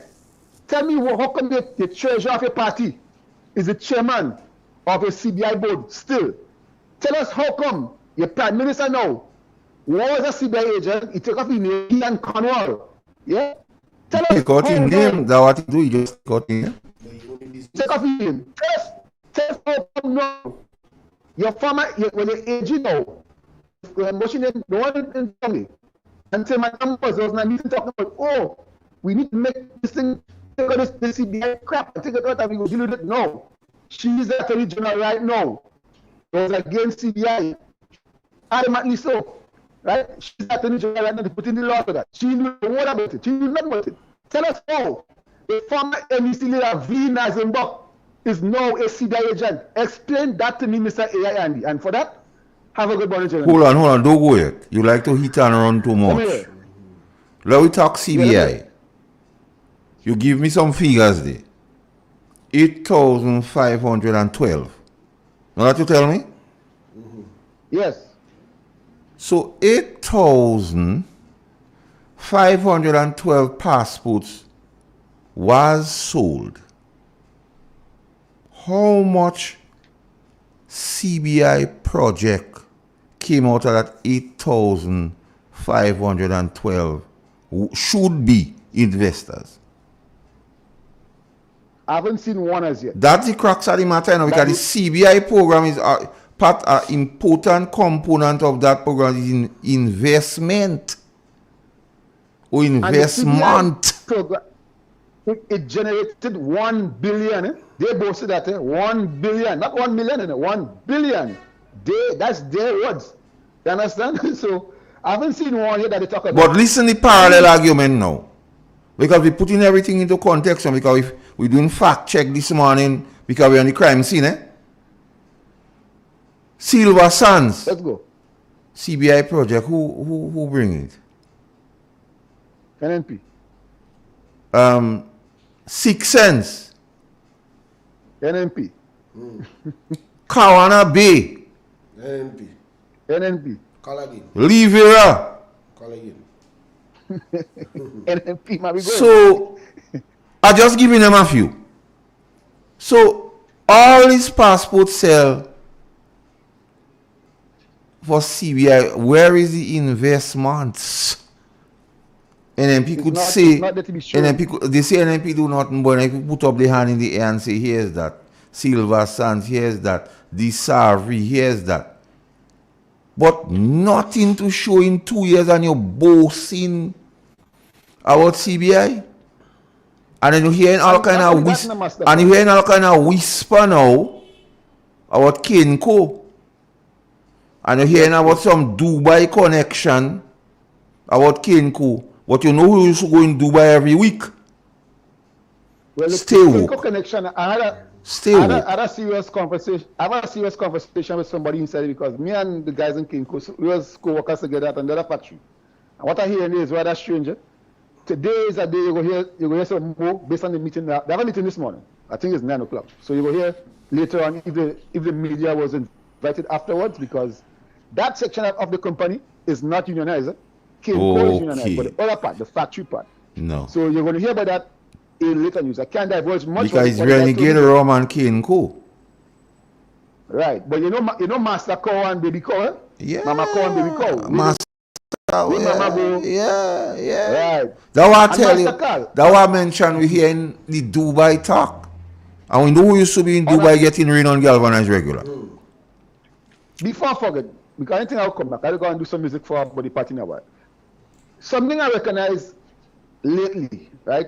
Former Senate Speaker, the Speaker, the President of the Senate, Mr. Humphrey, he was on a program talking about the parliamentary procedures and what happened in the Parliament.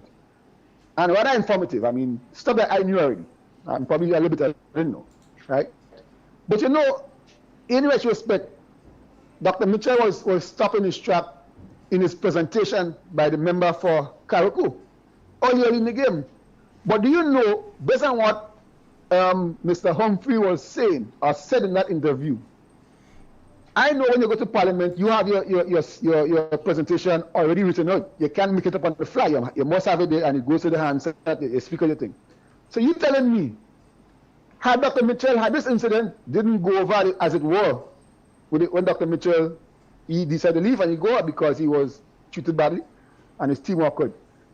Had it reached the Honorable Kirin James with the lies and nonsense that she was speaking there, what would have been the objections on the opposition side? Because that young lady whole presentation was riddled with lies.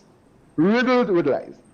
Had it been that it reached the number 10, Honorable Delma Thomas, with her lies, what would have been the opposition reaction in standing orders? Because that also was riddled with lies.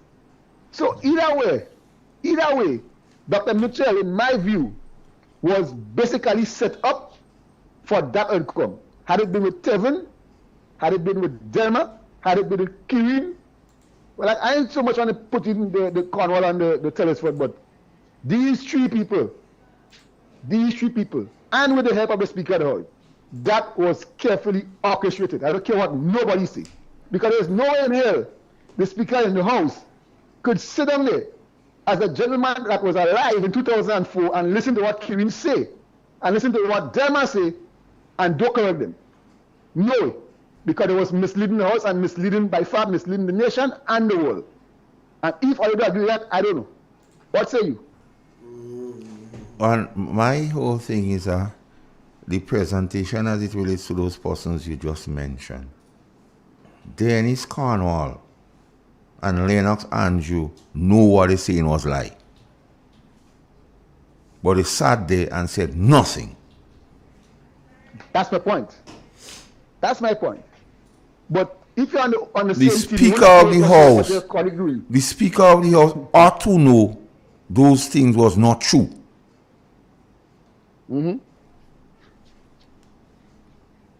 That is my point.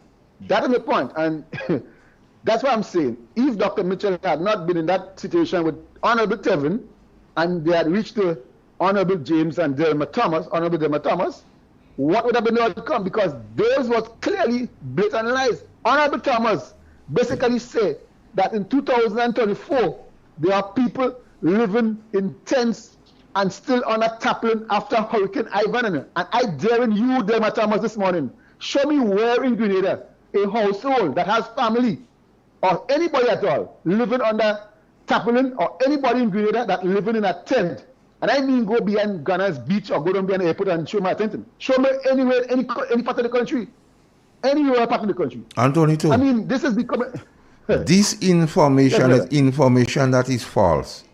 And the person giving the information know it is false. It is deliberate and intentional lie and points to persons being disinformed by a malicious actor. So we saw plenty malicious actors in Parliament. And the Speaker of the House is Chief Avekoe. Yeah. All right. Anyhow. Yeah. Our next column. Let's take it. Morning. Hello? Yes. Yeah, what's up? Yes, morning. Morning. Both of you guys. And best morning to Grenada.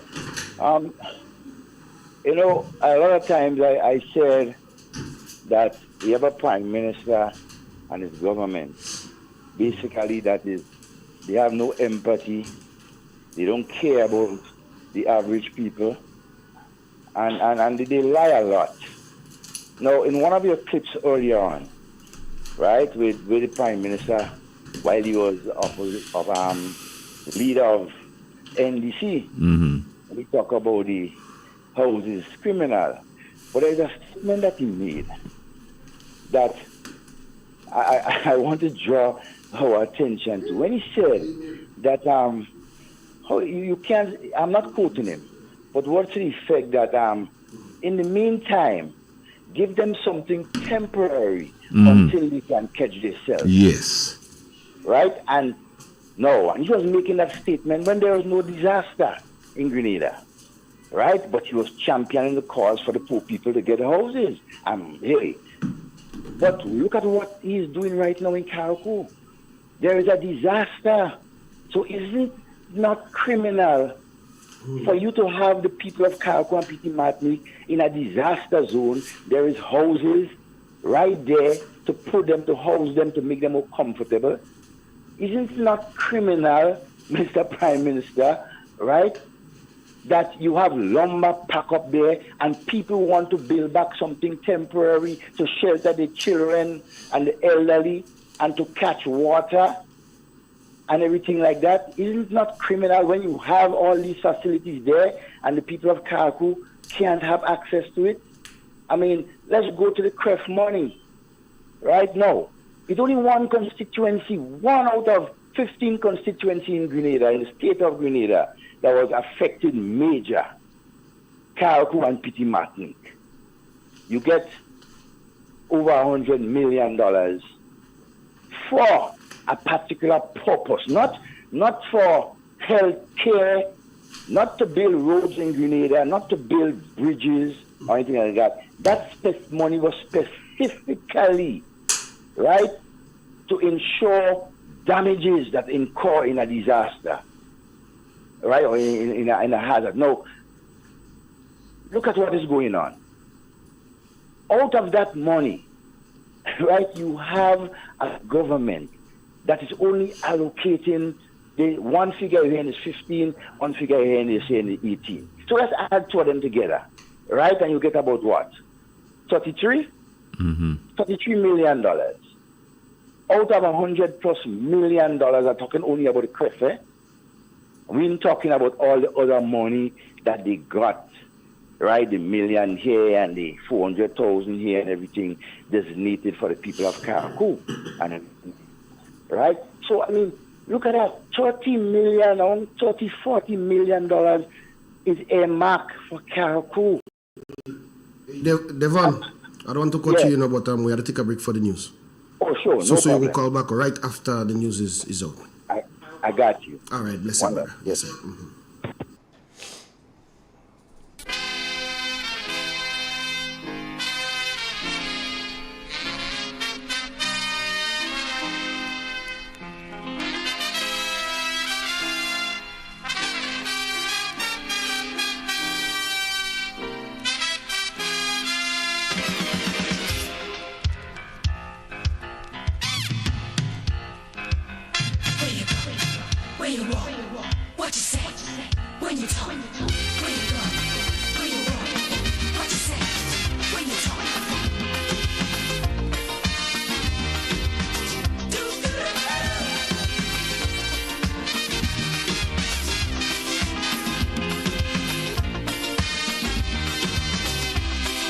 It's a hungry world out there, with everybody scrambling to get a share. Wolves in sheep clothing, birds of prey waiting to swoop down on you, and there's no telling what they'll do. You gotta be careful. You gotta be careful.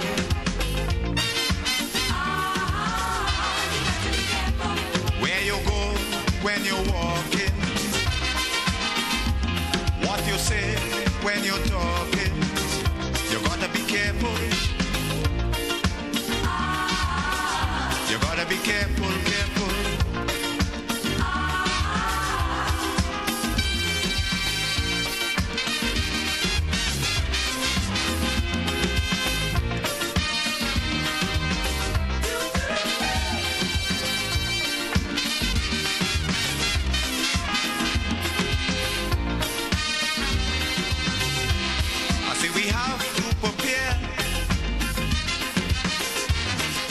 Challenges of life without fear. Greed and jealousy, hatred and envy, man, you have to move with care in that jungle out there. You got to be careful. You got to be careful. Triple N. Informative, entertaining, and first. Every hour on the hour. This is the latest news update as produced by the Northern News Network. The details when I return. In an industry where customers expect quality, M&N Hardware Limited is a leader in locally manufactured aluminum windows, doors, roofing, and guttering. Our manufacturing division is efficient, flexible, and will always go the extra mile to surpass customer expectations. If you need security, sash, casement, or projected windows, we're able to do it. Our security and heavy-duty doors are state-of-the-art and can be customized specifically for you. Using innovative coating technologies and protective film, our roofing and guttering is weather-resistant, providing outstanding color retention for many years. Available in 24 and 26 gauge and a variety of color options. We are the leading company, a family that is proving to customers they can have their dream products. M&N Hardware Limited. Foundation to roof, let's build together. Hello and welcome back locally. Health Minister Honorable Philip Telesford has admitted that during August, healthcare workers at the General Hospital had a suspected case of Mpox. However, tests conducted on the patient's sample at the local laboratory and at the Caribbean Public Health Agency CARFA testing facility in Trinidad showed that the patient was negative for Mpox but positive for another virus. In the region, in Guyana's external debt sums up to US $1.9 billion at the end of June. According to the Ministry of Finance's mid-year report, Guyana's public debt remains sustainable, being subject to moderate risk of debt distress. At the end of the first half of this year, the country's stock of public and publicly guaranteed, known as the PPG debt, amounted to $5 billion, reflecting positive net flows from both external and domestic creditors. The report published on August 28 cited that at the end of the first half, multilateral creditors accounted for the largest share of external PPG debt with 63.4%. Bilateral creditors accounted for the largest share of 35.1%, while private creditors accounted for the smallest share of 15%. The mid-year report also cited that the external PPG debt stock is projected to rise to $2.8 billion by the end of 2024, on account of anticipated positive net flows across both the bilateral and multilateral creditor categories. On the international scene, Russia accused of trying to influence U.S. presidential elections. Joe Biden's administration has announced a set of actions aimed at tackling what it says are Russian government-backed efforts to influence the presidential elections.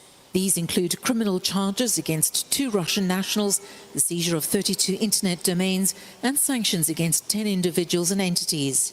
US officials say Moscow's goal is to exacerbate political divisions in the United States and weaken public support for aid to Ukraine in its war with Russia.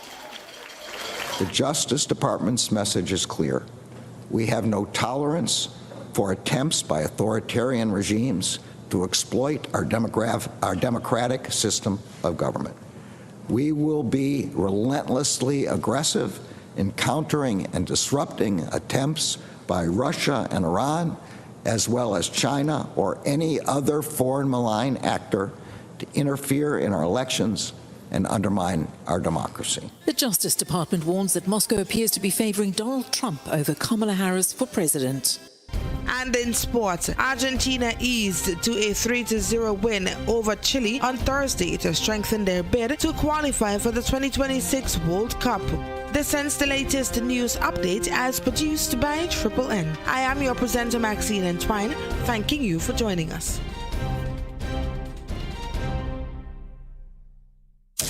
Triple N. Informative, entertaining, and first. Every hour on the hour. 91.5 Real FM got you covered. Inside. Immerse yourself in colors that come alive. Color by Sissy. Let your imagination run wild. Surround yourself in a world of color. Color by Sissy. Endless inspiration. Bold expression. Bold expression. Color by Sissons. Sissons. Express your style with Color by Sissons. In an industry where customers expect quality, M&N Hardware Limited is a leader in locally manufactured aluminum windows, doors, roofing, and guttering. Our manufacturing division is efficient, flexible, and will always go the extra mile to surpass customer expectations. If you need security, sash, casement, or projected windows, we're able to do it. Our security and heavy-duty doors are state-of-the-art and can be customized specifically for you.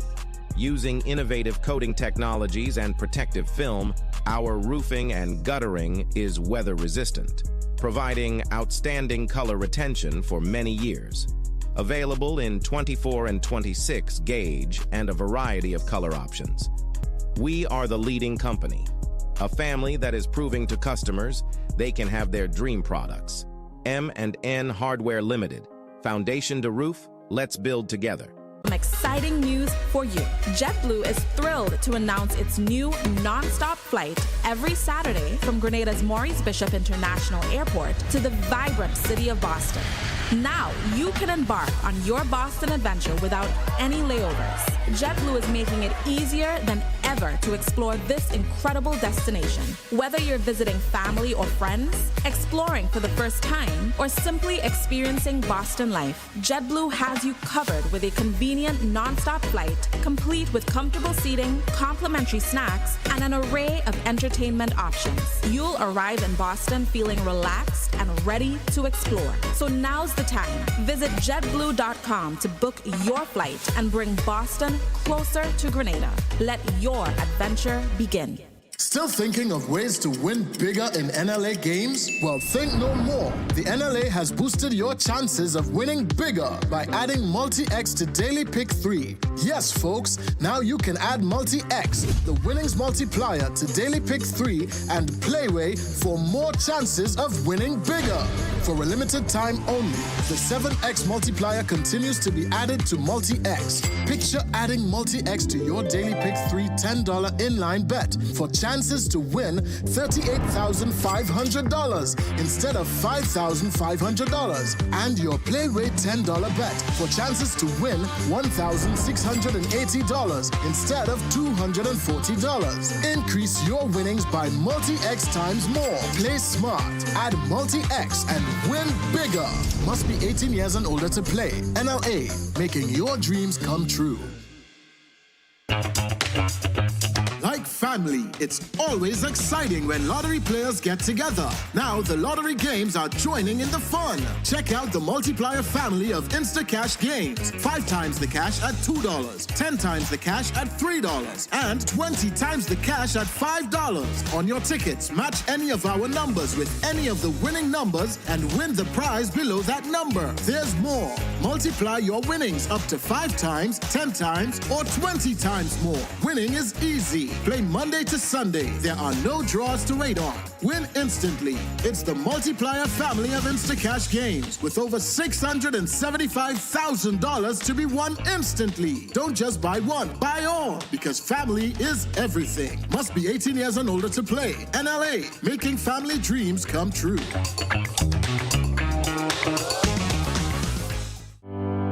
When the storms come, be ready with Grenville Cooperative Credit Union. Borrow up to $20,000 and protect your home this hurricane season. We're offering special loan financing to our members covering essential storm-related needs. These include roof repairs, drainage, retaining walls, property insurance, tools and tanks, first aid supplies, hurricane emergency supplies, generators, solar equipment, and a whole lot more. With easy repayment and flexible terms, Grenville Cooperative Credit Union is here to help you weather any storm. Secure your future today and visit Grenville Cooperative Credit Union and borrow with confidence. From the north, covering south, east, and west. This is Real FM. Real FM is pleased to announce that our landline services have been restored. Persons wanting to contact the radio station can do so via 442-0975. For our on-air programs, 442-0175. WhatsApp numbers for the radio station would be 442-0975 and on-air would be 442-0175. For persons wanting to contact the radio station via cell phone, that number would be 406-6188. Real FM thanks you for your patience and understanding. We regrettably inform you that our 91.9 FM frequency is still, however, off air. We are working expeditiously to have this issue resolved. Broadcasting from the historical Parish Main Street, Certez, to your home, vehicle, and office. Today's hit music on Real FM.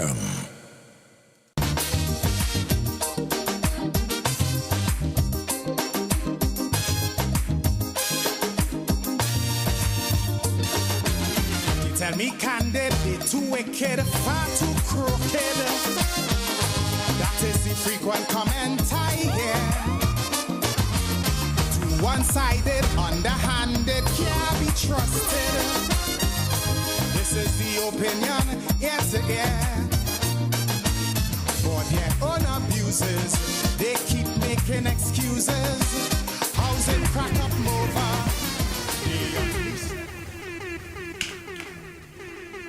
Good morning. Good morning. Morning. How are you? I'm good. Hey, what's up? What's up? I'm good. I'm good. You grace us with your presence this morning. How things? All is well. All is well by God's grace. Good morning. First, I want to ask you something. You as a mother, a politician, a woman of God, how do you balance those things? It's a very good question. So I credit it most, and I get that question a lot of times. I credit it most to my spiritual alignment. I think that's foundation, right? But on top of that, I also give a lot of credit to self-management. So I say to persons all the time, I don't go to bed until I visualize and I plan what tomorrow is going to be, how it's going to be. And so you also train yourself that when it doesn't go as planned, what's the backup plan? So it's not unusual that you have your day well planned and you get up in the morning. For example, it's not uncommon that I get a call, let's say, for example, from the political leader who informs of a meeting that's going to happen that I did not plan for, right? But it's an important meeting. Or there's something that came up in the constituency that you didn't plan for, So I think the whole issue of planning and organizing, when one get themselves, ingrained in that as something that becomes automatic, it makes a big, big, big, big difference. And then the third thing I would add that is equally important, the support system that I have around me. My husband, my family, that also makes a big, big difference. So it's a combination of things. I believe that helps me to be able to do as much as I do. And folks, we were talking to the Honorable Emmeline Pierre here. What is it, Emma, that so much people is attracted and have so much love for you? What do you think is the cause? An interesting question again. Well, the best answer would come from them, but I could only assume what I think it is probably just my personality, how I engage and genuine. I think because I have a genuine care and love for people, I think people feel it, they experience it, and they reciprocate. That's my honest belief. I was in cafe last night and it literally felt like the night before election. I'll be very honest with you. That's the feeling I got, the love and the way that people connect to you. And I honestly believe it's a genuine something that people feel and they honestly experience. And I am in this thing for no other reason but that genuine connection and love for people, and natural wanting to see people better, and natural wanting to do the best you can do for people. And I it's the only thing that keeps me in this. It's the only thing, honestly, that attracts me to politics. People and love for people. It might be crazy, that you literally give up other opportunities that you have to remain in this, where sometimes it can become so much of a rough environment where you sometimes think that people don't even appreciate what you're trying to do. But what keeps you, what sustains you, is that you love people. And anybody who attempts to get into politics and don't have that love for people, it's going to be very, very difficult, to have that kind of connection with people. We speaking a bit about housing this morning, and listening your delivery last Sunday on the Carriacou situation and the lack of government intervention, and you spoke like you had a real genuine concern. What caused you to have that kind of concern for the people in Carriacou? So I have always loved going to Carriacou, and this is like, I mean, way, way back my involvement in youth development. I used to attempt to balance whatever we did in Grenada to try to replicate it in Carriacou. And so I've always had a very good relationship with the young people, particularly in Carriacou. I remember my colleague, um, Minister Mathurin Stewart at the time, related her memories of my engagement in Carriacou with the young people.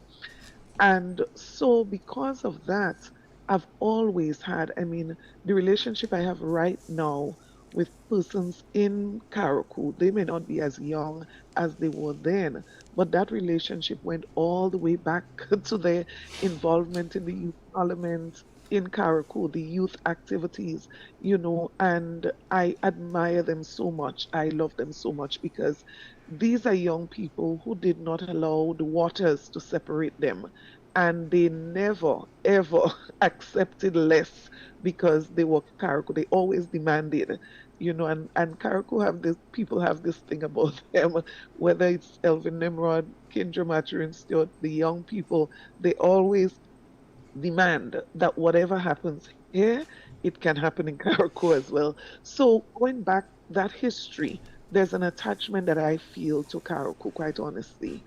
And when I first visited after the hurricane, it was like a shock to me. It really was a shock to me. The lack of activities. And I'm speaking about rebuilding activities. So yes, there's probably was then the distribution of water and food, etc. But I believe in rapid response in a crisis. I As I you normally say, as you speak on rapid response, Saint Vincent had the dependencies, Union Islands and so forth, been ravaged by the same hurricane. And what you think was the reason for Saint Vincent having a rapid or quicker response process than us? I narrow it down to quite a number of things. But if you ask me what I see at the top of that list, I would probably say experience. Never underestimate experience. Sometimes we want to throw it out, throw out the baby, the experienced baby in the bathtub, throw it out with the water, and to coin it as not important. You've made your time. Experience is critical, but empathy is another thing, right? That is also critical. Now, I don't understand how you drive around looking at a person in a situation where they are wet and if rain falls that they are going to wet. You drive around, you see that every day. And I would never understand how you can have empty units in that apartment building and you're not moved to take that person and secure them in that building. I would never understand that. So empathy is what drives you to urgently, before you could even think about it. So I've heard stories of people who were driven from the facility when they tried to find rescue there, right? That's the period of the hurricane. Now, empathy causes you to think, well, we had a plan in place. This is what we were going to do, right? But this is a situation we cannot anymore think about that plan that we had. We have to have people in safety. We have to care for people. We have to make sure they are comfortable. Let us think about the children. Let us think about the elderly. That is what empathy drives you to do. So that is why when people speak about the different types of empathy, they would tell you that cognitive empathy, you want to be careful about stopping there, because cognitive empathy tells you that you're aware of the situation. People wetting. People have children that are wetting. That's cognitive empathy. You're fully aware. But if you stop at cognitive empathy, then that is all that's going to happen. They're going to remain in that situation and they're going to continue to wait. But the compassionate empathy is what is critical, because it's going to move you from cognitive empathy, where you're aware and you know the situation, right? You probably even feel the situation, but you move now to compassionate empathy, where you do something about it. And I believe there's somebody in St. Vincent, I don't know who it is. I don't know who it is or who are the people involved, what department, who are the people involved there. But there must be some measure of compassionate empathy that is driving persons to make decisions that 2 weeks after the hurricane, they would have started the rebuilding process. Now, the contrary here is that people are telling you 2 weeks after the hurricane, well, we want to build back better. We want to make the houses hurricane resistant. We want to make sure that if a next hurricane comes, that people don't have the same percentage of damage. We have been 90%. I mean, come on. I mean, where is your compassionate empathy, right? I've always, and you know, in leadership assessment, there's something that has to do with perfection, right? And I worked with Leslie P, and I always confess that I have a measure of concern, even about my own involvement in whatever I do, that I aim for a level of perfection that I have to always be speaking to myself to remind myself that there's a measure of perfection that you don't necessarily have to achieve in every situation, right? And I've struggled with that over the years. So you take a document, for example, and you're working on a document and you want it to be perfect. But then you have to reach that stage where you say, the law of diminishing returns. Here, this is the point at which I'm going to stop because I can't put all my time into this one document. I need to move now to implement. So you can't spend 3 months after the hurricane planning and putting systems in place and organizing how you're going to make the roof, how you're going to design, how you while people are dying.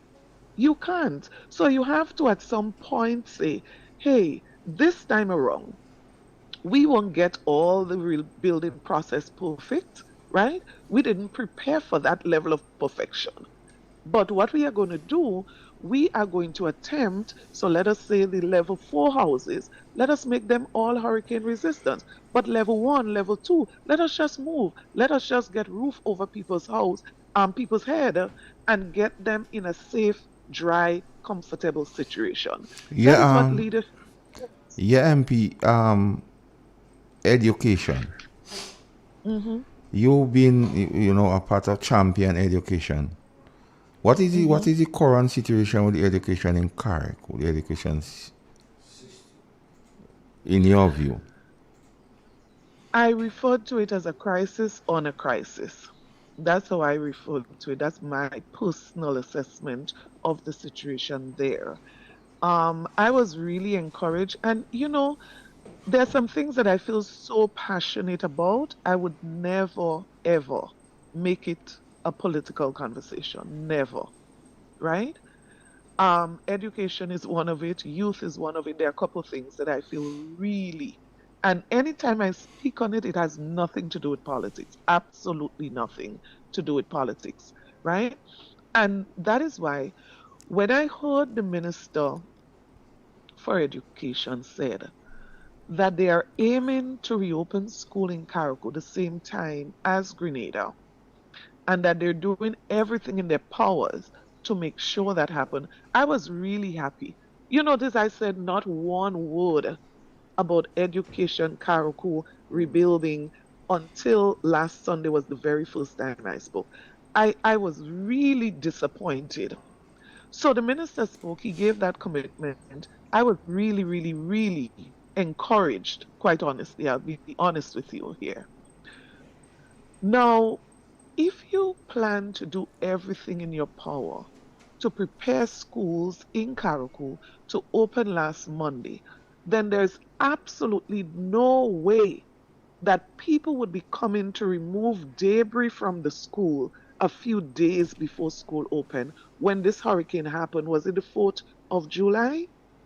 So there's no way, there is no way that you would be sending a crew to remove debris in a school a few days before school open. This confirms to me that you had no intention at all from the very beginning, no intention of opening school the date that it was supposed to happen in Carriacou, right?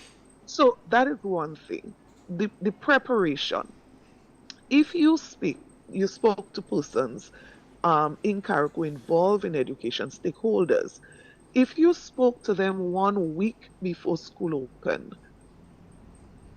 they sounded lost. They have no idea really. 2 weeks, a week before school open, they're still confused. They don't know what's going to happen. And in any crisis, communication is important, information is important, ensuring people's participation and involvement is important, because those are the things that are going to help you to get through the crisis.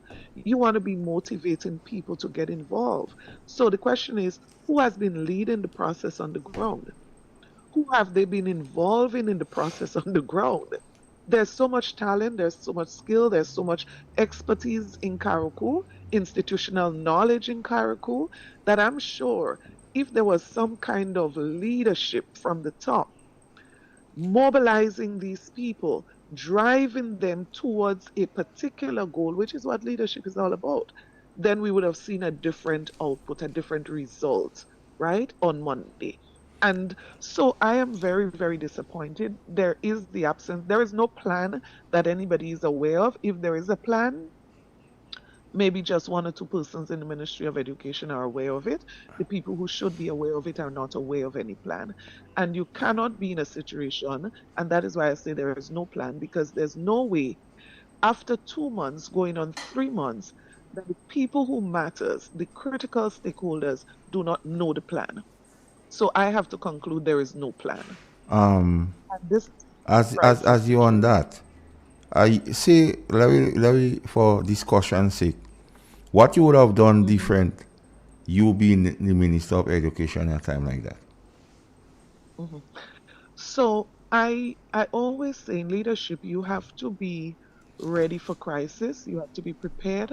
And even when you're not, you have to be able to be flexible, right? You have to be able to apply. Um, yes, sorry, I just got off a call. So you have to be able to switch or to move or to act in such a way that does not demonstrate that you're not ready. Let me explain this. So we were not ready for COVID-19. We didn't anticipate that there was going to be the level of breakout that we had here, and we never anticipated that this thing would have moved so quickly across the world that we would have to shut school down, right? But immediately you have a crisis, you pull the people that matters together. You immediately come up with a strategy. Rapid response become, you look at the different phases that you need to roll things out immediately. First step, second step, third step. And you begin to motivate the people around you, mobilize them into action. That is definitely absent. So the question is, what is the plan that persons have been working from since the 4th of July, right? Where are we in that plan? At what stage? What step, right? What phase? And so this is something that definitely, so I gave an example. Have we procured devices to replace those that were lost in the hurricane? Have we done an assessment to determine, is it possible that this week could have been online in Karakou? You understand? Now, if you did a rapid response and a strategic planning session immediately after the hurricane, then these are some of the things that would have shown up, right, in that assessment or in that stage that would have moved you to now take certain action. So I would say the issue of mobilization of resources, including human resource, the issue of motivation of your human resource, the issue of strategic planning, the issue of rapid response, meaning 1, 2, 3, we have to do this right now. Let us find the resources to do X, Y, or Z. And as I said, resources, the beautiful thing about this situation, the advantage that this government has, and I'm so happy for this government that they don't have to scramble when it comes to finding financial resources, right?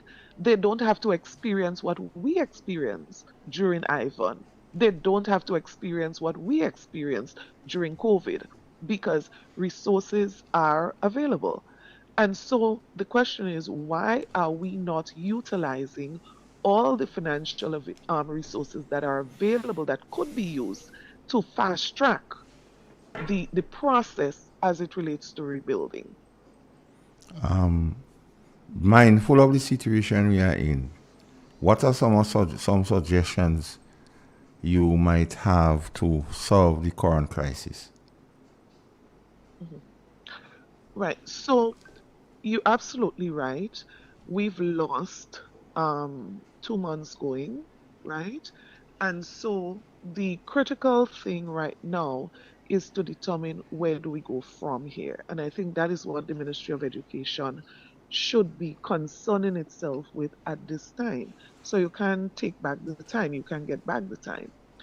So I would strongly encourage getting to the drawing board.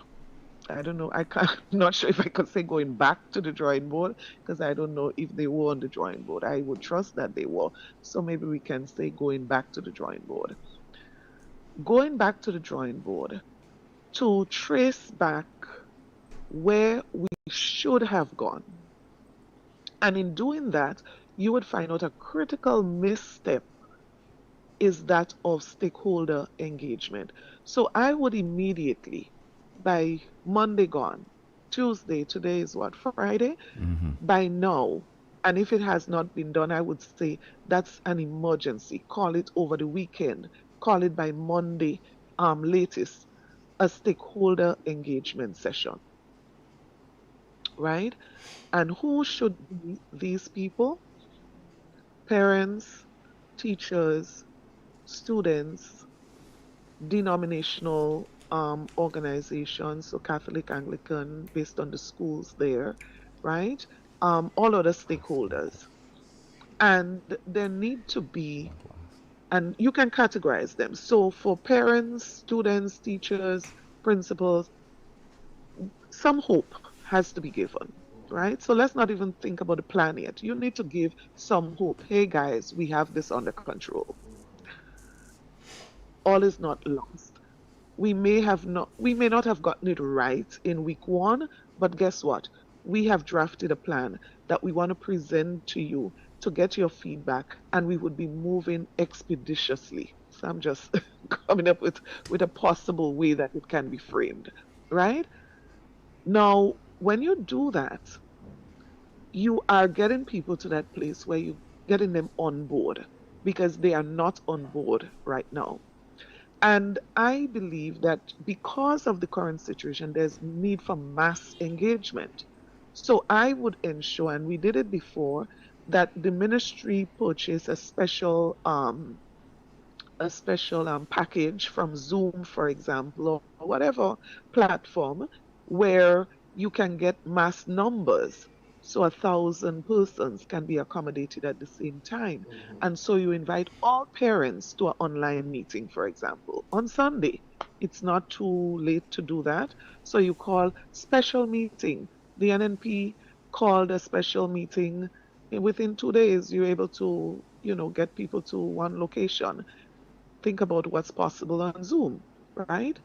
So you call a special meeting on Sunday, inviting all parents in Karakou to log on. You call a special meeting asking all teachers to log on. And I'm not talking about long meetings an hour. So you could have 3 of those meetings in one day, right? And so the purpose of this meeting would be to give hope, to provide a vision, right? To present a vision. Where are we going? What is our long-term strategy as it relates to, or plan rather, for education in Karakou? We've not lost direction. That's what you want to convince people. So in the immediate, this is what we intend to do, but we don't want to leave you out of the process. Can you take the next 30 minutes and give us feedback?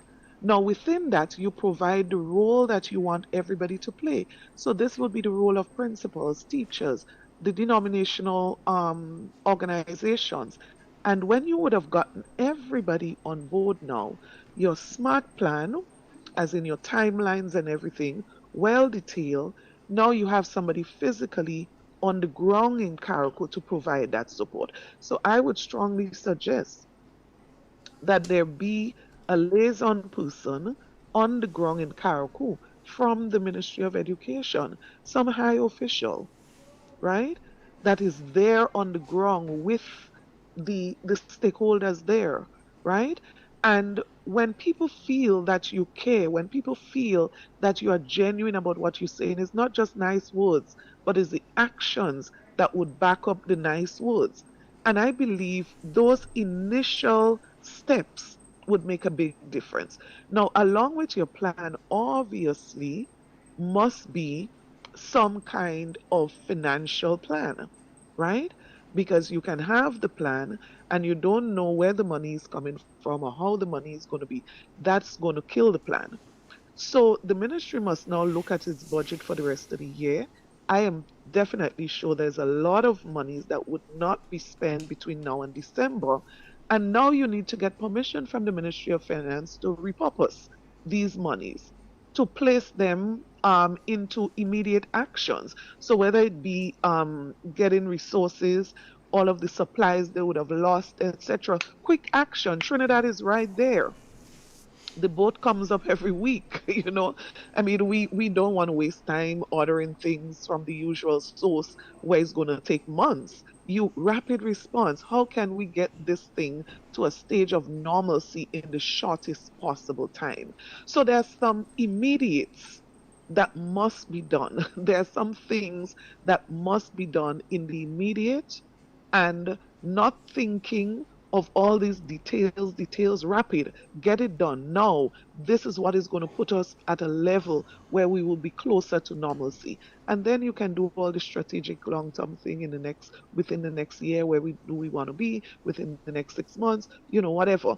But the immediate right now, there are some things that should have been done since July, and I believe those are some of the things to be fast-tracked right now. Yes, MP. Senior is here with me. Senior, I want to ask you something.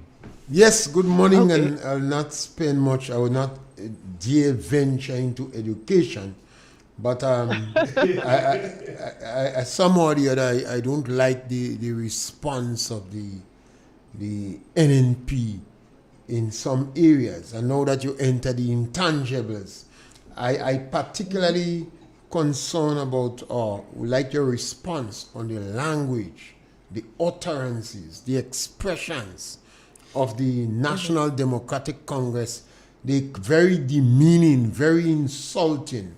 They use to describe people, commoners, beggy, needy and greedy.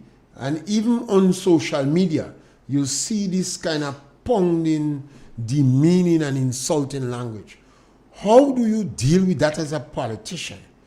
And to ensure that your supporters don't get involved in that? Mm-hmm. I would have thought that between then and now, so between the time of needy and greedy and now, that persons associated with this government, persons in this government would have probably matured and grown to the point where they understand a little more what politics is all about, and where they value a lot more people in politics, right? So when you hear some of the utterances now, the way that teachers were spoken about, the way that public servants were spoken about, certain terms people were referred to in very recent times, it just gives you the impression that people are not growing, they're not learning, right? Because you cannot be involved in politics. It doesn't matter which side of the fence that you are referring to. So even if you are an NDC representative, you cannot be describing people of NNP in that particular way. Because guess what? Your love for people, if you have it, is going to cause you to see NNP people as people. You're going to see NDC people as people, and there'll be no separation as it relates to how you value them, right? So when I see an NDC, I see a human being. I see a person. I see somebody who is to be loved, right?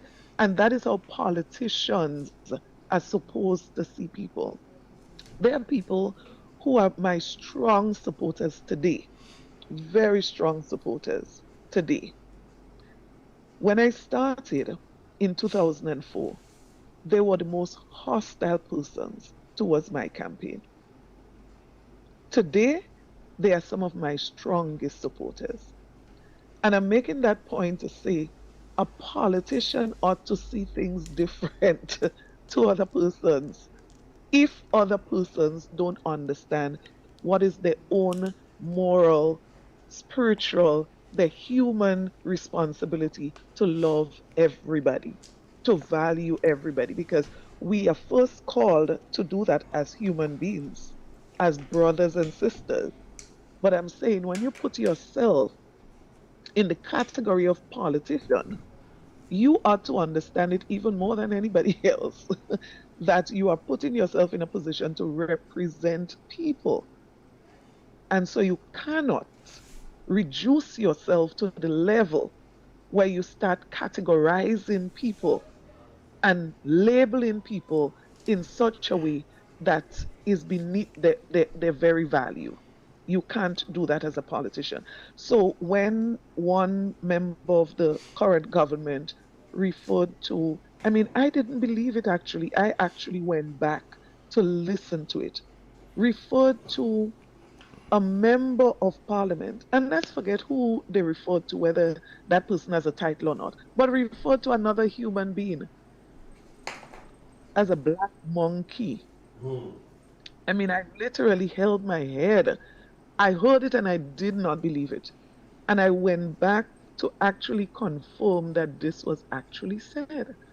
Now, I was so much in shock over this. I never even spoke about this publicly. You know what I did? I went to the individual in question because I was so much. What would have happened in this moment that you could have even think about calling somebody that much less to not just think, but much less to say it, you know? And because I understand emotional intelligence, I have to try to convince myself that maybe this is just a moment when there was an emotional hijack. So your brain, the part of your brain that controls your emotion, took over the whole brain itself. So I literally went to that individual and I said to them, I heard the comment that you made about my colleague. And I really do believe that you need to do the right thing and to apologize to her. Commendation to him, he did apologize to her. Okay. But I'm making the point to say, privately, I still do hope that one day he would do it publicly. I still do hope. And if he's listening, I appeal to him to do it publicly because we ought not to encourage that kind of behavior as it relates to how we speak of others, right? And you know what is unfortunate? What is unfortunate is that that kind of behavior, because we have seen a kind of in the gutter, a behavior that descended to the gutter in the last, well, I don't want to say it did Let me not give you before, an but example. particularly Let me give you an administration. example. Let me just make that final point. This administration, some of the things that were said on the campaign last election by this current administration is the reason why some of their supporters are behaving the way that they're behaving, because they take a cue and they feel it's okay to just continue to disrespect people and attack people and bully people in that way. And as politicians, we have to be extremely careful about the example that we set for others. Yes, thank you. I think I'll stop Senior, anything else? Nothing else. Before you go, Emma, what words you have for the NNP as a party? So an opposition is always the government in waiting, right? Wherever you go in the world, the opposition is the government in waiting. And that government in waiting is not just government in waiting in words, right? You have to ensure that you are doing what is necessary, not just to get back in government, and I was saying this to a group of persons, not just to get back in government, to ensure that you have a solid plan and a solid strategy that immediately you get there, you are able to drive the process forward to betterment. And so, as a party, we find ourselves in a very interesting situation, very interesting situation where we are called upon to represent our people. We are called upon to scrutinize the government, all of these being our responsibility in opposition. We are called upon to provide alternatives to a lot of what we see happening, right? But at the same time, while we do all of that, we have to remember that we don't abdicate that responsibility, but we are also putting ourselves in a position of readiness to move into government and to move this country forward. So you're ready to rescue and you're ready to run forward. And so it's a very important time for the NNP, extremely important time as we rebuild, as we restructure, as we reorganize, we're remembering what is the ultimate goal. Grenada, Grenada, Grenada. So politics is always for a time. Politics is always for a time. Well, thanks, The bigger MP, for giving us some of your time. Mm-hmm. And I really hope that it wouldn't be the last time. Mm-hmm. Mm-hmm. It is my pleasure at any time. Any parting words?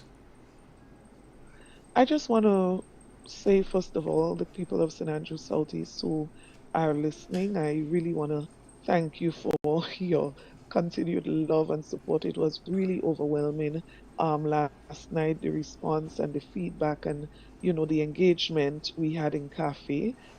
This is in our rungs, so we continue the rungs of community engagement.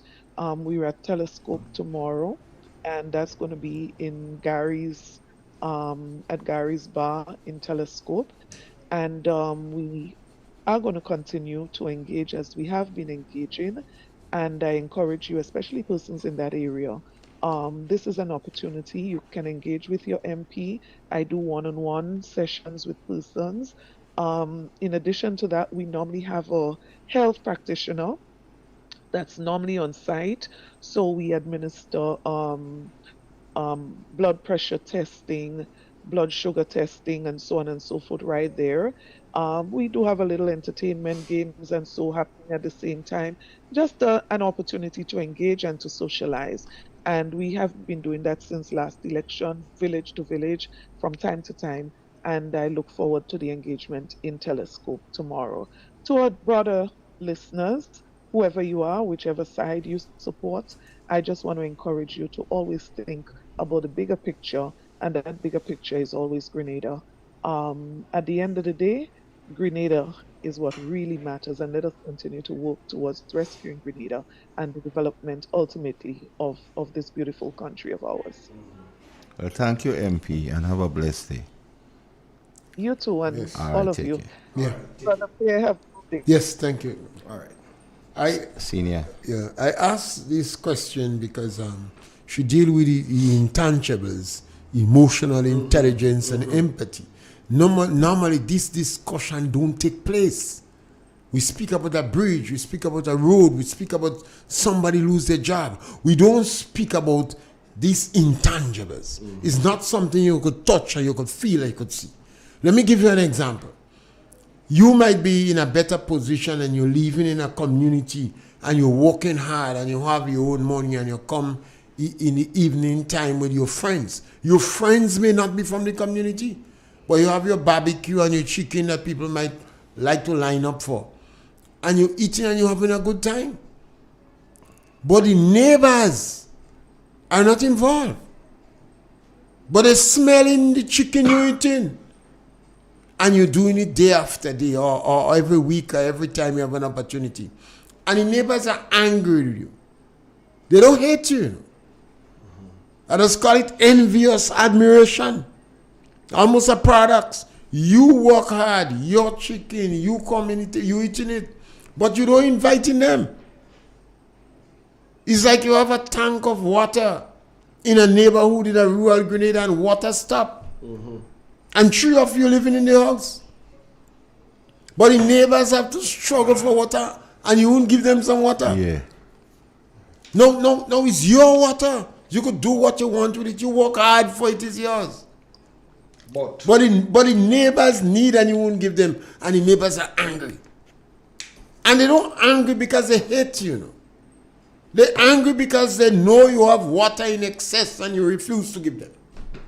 While on that point, a number of the members of the National Democratic Congress does not understand what they mean by trust. It's not a word that they use. Because some of them never had the opportunity not to have a $5. Nah, they don't. They're foreign to them. Some of them never had the opportunity not to have a snack when they go to school. Some of them never go to sleep hungry. Some of them never had the opportunity for somebody to get them a piece in the cake, a piece in the cheese. Nah. They never had that opportunity. Yeah, so you have people going to work. And when the mountain come, that individual don't get paid. Just week. And he comes home now and he tell his wife he ain't get paid. The wife is suspicious of him, you know. You have to try the government to pay today. And he goes to the shop, but the shop expect to get the money.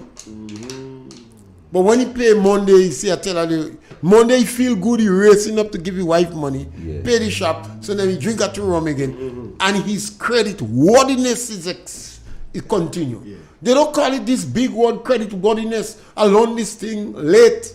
Trust. Then the people work by the fortnight, but they have trust week.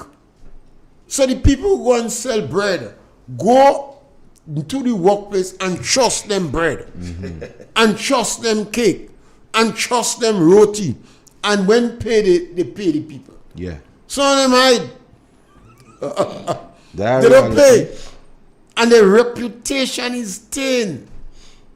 Now, a lot of people in the National Democratic Congress, some of them that on social media, doesn't understand that. So when an individual, the government changed the payment plan from monthly to fortnightly, not fortnightly, from fortnightly to twice a month. Because if you're getting paid fortnightly, you might get more money than a man that getting monthly. Yeah. Because you have 52 weeks in a year. But when the government pay monthly, it's 48 weeks they check it. Yes. Now what happened? The government, perhaps nothing is wrong with doing that. But in the medium term, there are some fallouts that perhaps the government never take into consideration. The shop that the person trusting from, when you don't pay somebody for 5 weeks, you're damaging, you're destroying, you're causing havoc with the credit worthiness of the people in the community. The village rum shop that's selling sugar and flour and onion and candles and matches and painkillers, say the man bad pay. He don't come and pay me. You see, he work, he get money, he don't come and pay. He don't come in the shop now.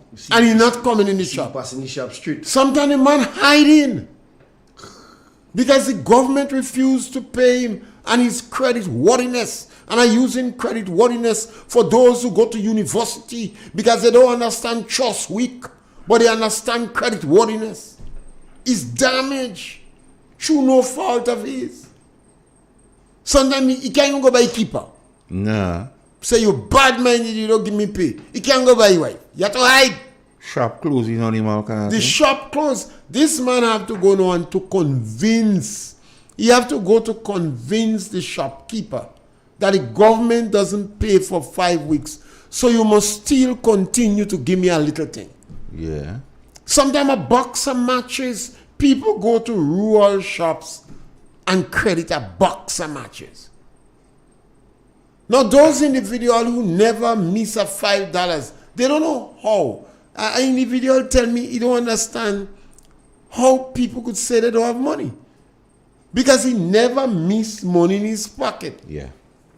There are people who don't have 50 cents and they go to the shop and get credit. And then they send the children. Yeah. Complete. Complete. We have to start back on this one. It seems as though they don't understand what they mean by trust week. Yes, caller, welcome. No. Yeah, sorry. Yeah, we take the break. Senior on the go, man. Yeah, you had the trust week important. I like how you bring that trust week in there. You should bring emotional intelligence.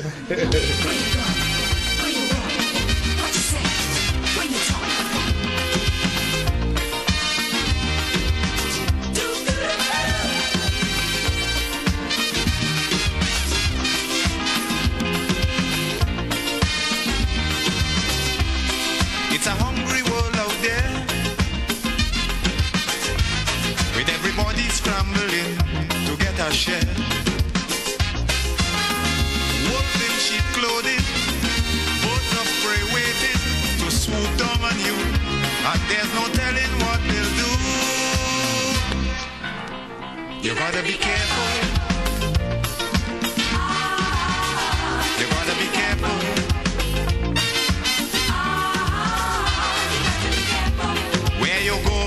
When you're walking, what you say when you're talking, you gotta be careful. You gotta be careful, careful.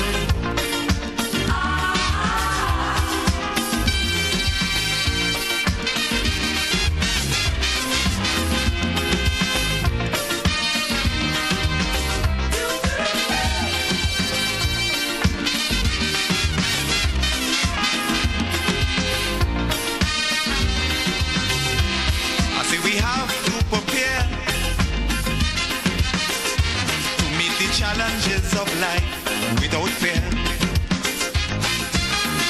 Greed and jealousy, hatred and envy, man, you have to move with care in that jungle out there. Triple N. Informative, entertaining, and first. Every hour on the hour. This is the latest update of news as produced by Triple N. The details when we return. Grenada, get ready. A new season of the Grenleg debates is coming.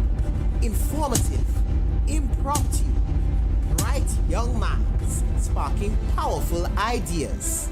Tune in.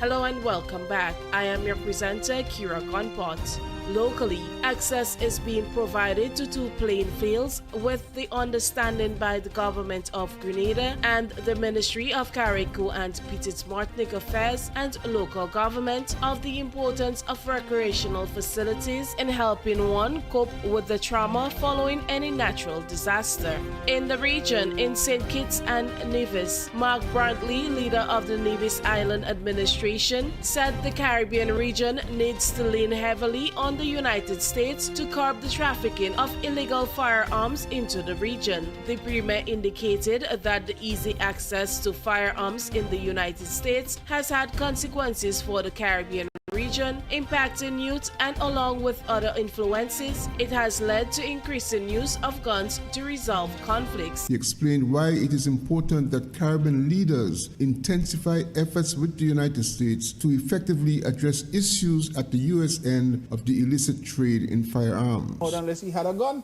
And how we get the gun? 9 times out of 10, he ain't thief no gun, he ain't rob no place and get a gun. His guns from home are guns that child was able to purchase legally. Well, those same weapons are now finding their way into the Caribbean. And I believe the United States has to do more. It has the capacity to do more. And it has to be called upon because we cannot continue to pretend that our problem with gun violence is not connected to the proliferation of weapons in our closest neighbor, the United States of America.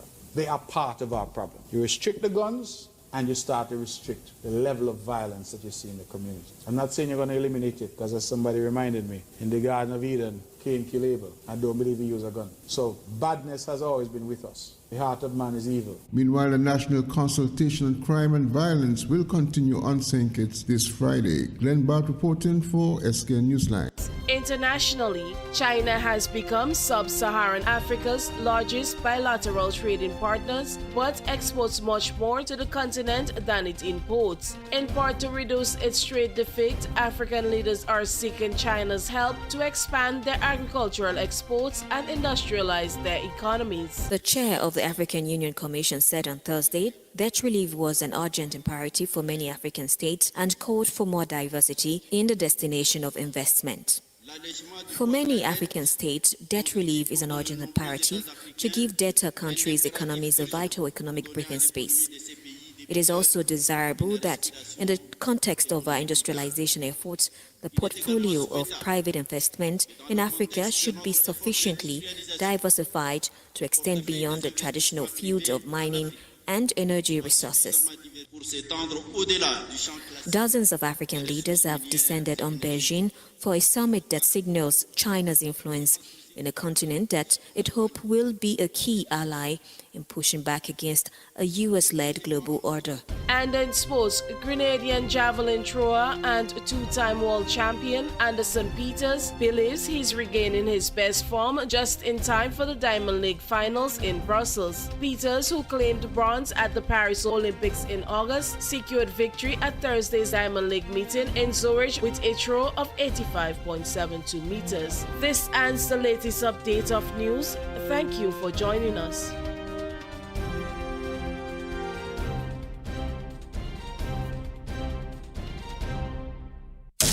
Triple N. Informative, entertaining, and first. Every hour on the hour. 91.5 Real FM got you covered. Immerse yourself in colors that come alive. Color by Sissy. Let your imagination run wild. Surround yourself in a world of color. Color by Sissy. Endless inspiration. Bold expression. Bold expression. Color by Sissons. Sissons. Express your style with Color by Sissons. In an industry where customers expect quality, M&N Hardware Limited is a leader in locally manufactured aluminum windows, doors, roofing, and guttering. Our manufacturing division is efficient, flexible, and will always go the extra mile to surpass customer expectations. If you need security, sash, casement, or projected windows, we're able to do it. Our security and heavy-duty doors are state-of-the-art and can be customized specifically for you. Using innovative coating technologies and protective film, our roofing and guttering is weather-resistant, providing outstanding color retention for many years. Available in 24 and 26 gauge and a variety of color options. We are the leading company, a family that is proving to customers they can have their dream products. M&N Hardware Limited. Foundation to roof, let's build together. In Grenada, we supply fertilizers, herbicides, seedlings and nursery supplies, diesel water pumps, walk-behind tillers, organic and environmentally friendly agricultural inputs. We're serving you from 2 locations, at Birch Grove and booth 34 at the Vendors Market in Grenville. Cost-effective agricultural solutions for all your needs. Visit Gittins Home and Garden Center for the best in everything agriculture. Call us on 409-2175 or 438-4337. Gittins Home and Garden Center, from your farm to your backyard. The Grenville Cooperative Credit Union, the credit union of Grenville, takes you where you want to be. Feel feel secure with the Credit Union of Grenville, taking care of all your financial needs, including savings, loans, mortgages, and sound financial advice. Serving you with branches on Jubilee Street in Grenville, Lucas Street in St. George's, and new, spacious, convenient, and modern facilities on Seton Brown Street in Grenville and Grand Anse. Call us on 442-8602 or visit one of our offices. With Grenville Cooperative Credit Union, the Credit Union of Grenville, your financial security is guaranteed.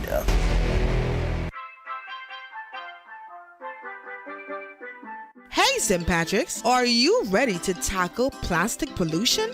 Join us in our plastic bottle collection campaign. The Grenada Green Group is collecting used bottles at the Breakwater Ceters on September 7th between 10 and 3 p.m. Come and join us in this great cause. Acceptable materials are PET and HDPE plastic bottles. Look for the number 1 or 2 in a little triangle under the container.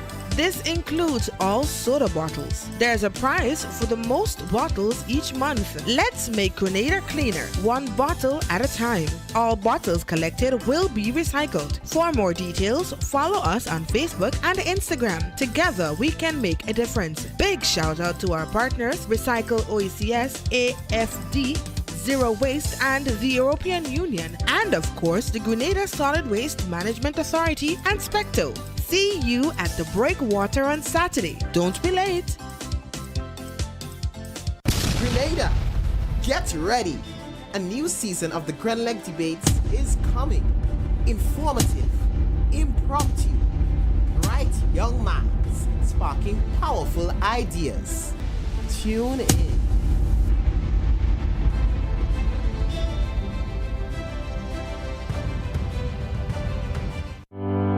When the storms come, be ready with Grenville Cooperative Credit Union. Borrow up to $20,000 and protect your home this hurricane season. We're offering special loan financing to our members, covering essential storm-related needs. These include roof repairs, drainage, retaining walls, property insurance, tools and tanks, first aid supplies, hurricane emergency supplies, generators, solar equipment, and a whole lot more. With easy repayment and flexible terms, Grenville Cooperative Credit Union is here to help you weather any storm. Secure your future today and visit Grenville Cooperative Credit Union and borrow with confidence.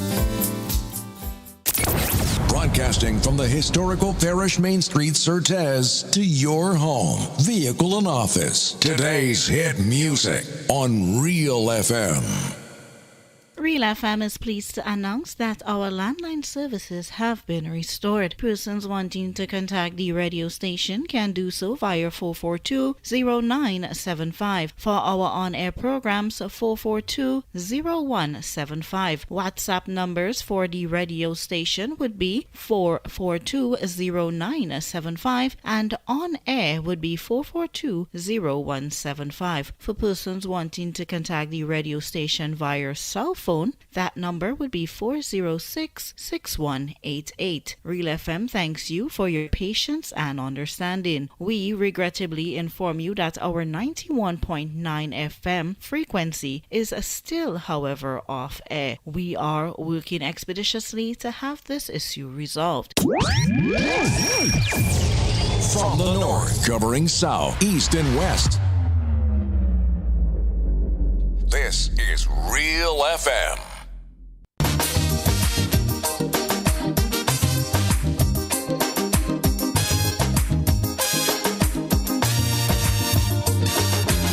You tell me candid, they too wicked, far too crooked. That is the frequent comment I hear. Too one-sided, underhanded, can't be trusted. This is the opinion, ear to ear. For their own abuses, they keep making excuses. Housing crack up over. They unleash their lawyer, set up an inquiry just to get Kid Rowley. But they wouldn't sue the pot paper screw. I don't need come close to tell them, bro. Hurry, pack up your bundle now. Stop fooling the people. The country taking a beating. So maybe we are repeating. Go. They like a natural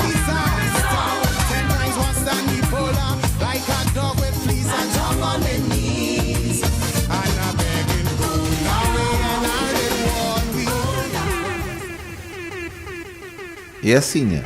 Yes, I believe that Trust week. government have to set the standard. That's the template. That's the height.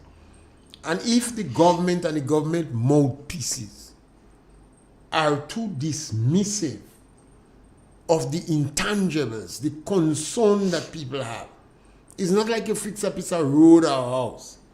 The fact is, people don't get paid on time. And when people don't get paid on time and you speak about it, instead of them being apologetic, they're being dismissive. These are people we're speaking about who live from paycheck to paycheck. When they don't get their pay, they're in trouble. Their credit worthiness is being shattered. The village shop operates like that. You go and you credit from the village shop, and when you get your pay, you pay the village shop. You can't be dismissive of that. Yes, caller, welcome. Yeah, Mr. Pierre, good day.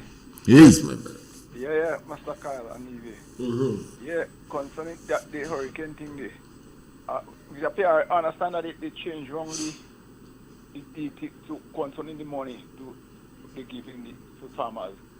Before, all those who plant vine and all that thing, those who planting vine and them forced to run and register, but I understand they're looking at now book who's selling the product and thing. No, I understand that a guy told me that they already doing the good look. And I like to listen to your program because remember you mentioned that people check on people who selling and give them the percentage and like they might decide to change wrong and do that now. And that could be, if that is true, that will be a bigger. Other people planting vine and bamboo. They planting vine? And gonna register to get money. How are they doing that? That they do. They take it in front but they realize now these people are in the working land, so they have to give the journey people working land, but they have to be fair now and give people, because a man selling a bucket of cocoa can never get same money that man selling a 1,000 pound of cocoa. So they have to investigate it and look at it. Very good. Because you can't just go and say, oh, giving person 1 acres and so a man could that 1 acres but he's not producing anything there. A man how much acres producing all so you can't give him money equal. You have to say that thing equal. And what concerning the Borders Bridge there too, I find out that if they want that bridge, they washing that money there in that bridge there too. You go hear that bridge overrun, cost by millions of dollars. They prepare the cookies the bridge some last week Friday. They hold up some people come back and watch it again. After that, young school coming up, stand on bridge. They making the contractor feel that he don't know what he's doing. They don't take any advice from the contractor. The person doing a good work. They don't take any advice from. I don't know, because that is June NMP time that bridge was. They are really making sure almost 4 years going. They're really making a bridge see trouble. So I understand they go back and they hold it up again. So I feel that is to wash money. So then they say, look, all the money that they get, because they use them broadband, because they say Marine project, they have to use $12 million more. I don't know if it's a new road they opening in the sea. I don't know, but they say that it's $12 million more. So all that thing going on, people, it's time to investigate this thing and wonder why this thing had it slow down. They are way to wash money, so when they pull up on them now, they go say, look, we spend that and they are run. So take care. Yeah, before you go, the same advice the contractor gave them on the bridge, they bring some Chinese now and giving them the same advice. They didn't take it from the contractor, but other people outside come and telling them the same thing the contractor told them. Yeah. So that's how they operate. They are telling, so they don't go here the amount of money they say cost overrun. They with them just washing money. So take care. I like how you put it, Mr. Pierre. Those people are them who planting vine. Because since I hear this thing come out and then they make this blanket statement, if you have 5 acres, you're getting 4,000. And if you have more than 5, you're getting 9. I say to myself, so what about those genuine people who genuinely farming? And that's how that person put it, those who planting vine. I say, this thing can never be right. At least what happened, it more and more, you show the reckless incompetence of the government. But I felt it important, since the minister dabbled on intangibles, things you cannot readily see. And the National Democratic Congress have always said, they always seems to shun. Yes, caller, welcome. Hello? Hello? Morning. Good morning. Hello? Yeah, we're hearing you. Morning, Master Carl. You good, Mr. Pierre? Right, my brother. Trust Week. Trust Week important. Yes. You know, that was something of yesteryear. During the estate period, you had Trust Week and you had Pay Week. And if you go back in time, Mr. Pierre, you realize that during that period, that if a husband and a wife, or a girlfriend and a boyfriend, or a man and a woman live in the same house, they did not work on the same estate because the estate did not pay, the pay was not the same week. So your trust week was my pay week, and my pay week was your trust week. In estate, and then on trust week, the estate would give you a little provision. And on estate like Nyangan for Mr. Noble Smith would give you 2 days pay on trust week. So you had a little money in your hand. You talk about the bakers in the community. Now the bakers in the community would go to an estate every Friday because the pay was different. And you understand the effect it had on the economy. So we had a system that was working very well for us. But today, despite the fact that government is paying twice monthly, we are not feeling the economic spin-off in the country. To me, it is harder today than it was because you see, we have our economy actually runs on a monthly cycle. So that has interfered with the system, and therefore it is not benefiting us. So I do not think that it was in the best interest of the country and the economy to be paid twice monthly. But Trust Week, you have to, rub it on them. Let us hear about Trust Week, man. Trust Week. That is going back in time. That is going back in time. Yes, scholar. I think it's important because it's an intangible. And I think the group that's missing that the most is the National Democratic Congress. And they shouldn't be missing that because all the members of the National Democratic Congress, all from Dick Mitchell down, the grandparents suck salt and pong goo to mind them. What has happened to this group of vultures is because they let prosperity blunt the edge of gratitude. Prosperity is supposed to sharpen the edge of gratitude, not blunt it. And in our toss to master the English language, we have abandoned history and culture and our language. So Trust Week, and the estate understood that. So if Boulong estate playing on this week, Dunfermline estate play on the next week. So the fortnight was not the same from estate to estate. And people would go on the estate and trust the thing to the people. And the next Friday go on the estate and collect money. That is how the village shop run. Miss Mabel in Chantimel. She used to provide credit. Miss Ali in Grenville, they never give her a gazukak as a award, as a crown. But she is a hero that is overcome. She used to trust people. When you have good, when you start up, you have to pay down on the stove or the posy or the pail that you want. But when you have over a period of time, she trusts you. So when the government refused to pay people timely and the supporters insulting them, the minister speak about emotional intelligence. But in those days when them secret police beat them and inside, when they call us stinking Garyite, they deserve some lash. Even the fact that, trust me, even the yay, and I was talking about job, I was talking about yay, used to sing a song, Trust Me Something until Friday, because they know that it's Trust Week. In Barbados, they say, thank God it's Friday. Don't work. St. Vincent said the don't work policy had to stop. How come These group of vultures we have for government, these are our sons and daughters. These individuals who in government today are our sons and daughters. What happened? They let prosperity blunt the edge of gratitude. So they turn against the people. And I listen to some of the radicalized group, those that are radicalized on social media, kicks in on people. People are selling in the shop and trust matches. 50 cents a pound of salt, $1.25 a pound of sugar, $2.55 now. It was $1.60 before. Mommy say, to trust me, because the mother shame to go, because the husband gambling money, he don't come. Now, we can't be dismissive of this economic successful story.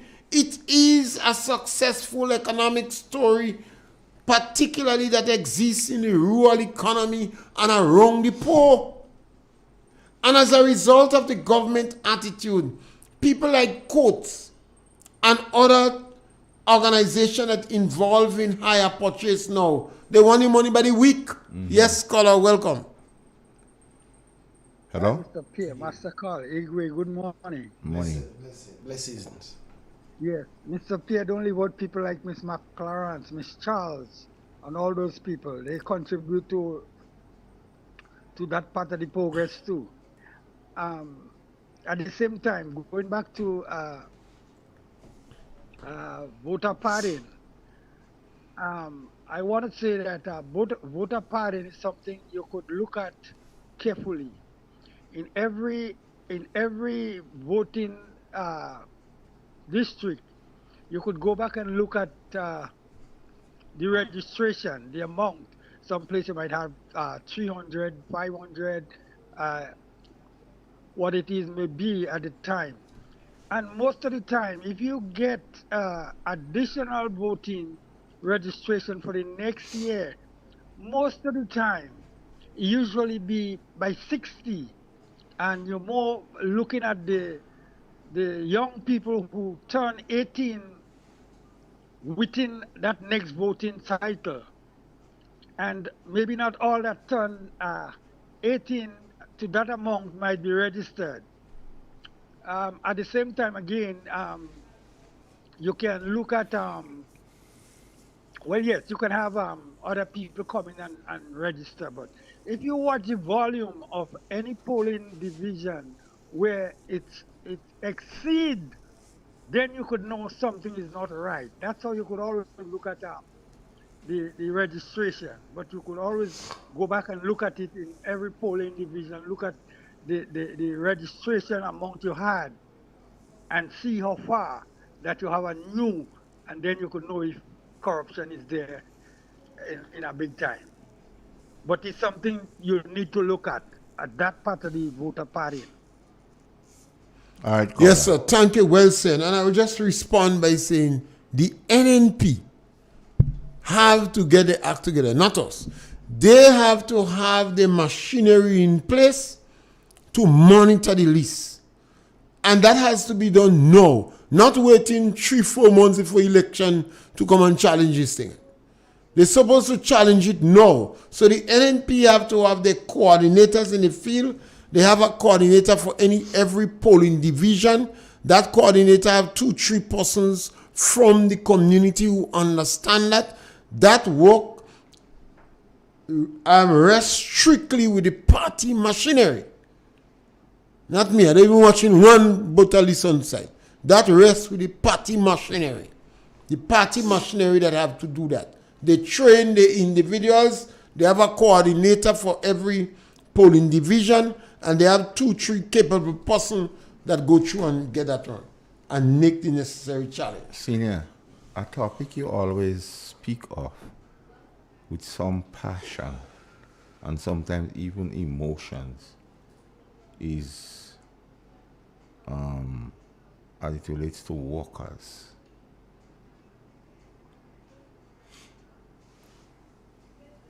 So I was in the area of St. Patrick recently, and a few persons brought it to my attention that the MP, the Minister for Health, has a business up there, chicken business. And the minimum wage is being flaunted up there also, Mr. Pett. And I know you're very passionate about the minimum wage. You see, government have to set the pace.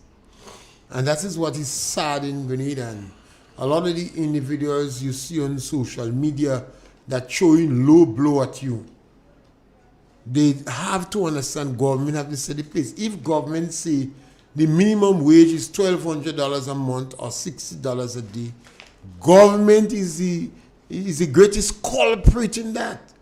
Government is not paying that. Government is not paying that to the road workers.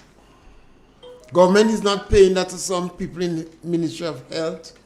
Government is not paying some security officers minimum wage. And they're threatening them. They're threatening them. So these individuals, again, working from paycheck to paycheck. And the government threatening them. Now, how could be the government of Grenada could go and establish a minimum wage and the government not paying the minimum wage? And the people they are dealing with is hand-to-mouth people. They work from paycheck to paycheck. They don't have extra saving they could draw on. If you have a monthly worker that is conservative, they will develop a reserve. So when the payday come, they could just go and draw out some money. We're not speaking about that. We're speaking you hand somebody $250, $300, and they don't go in the bank. A lot of the financial institutions, these people cannot even open an account.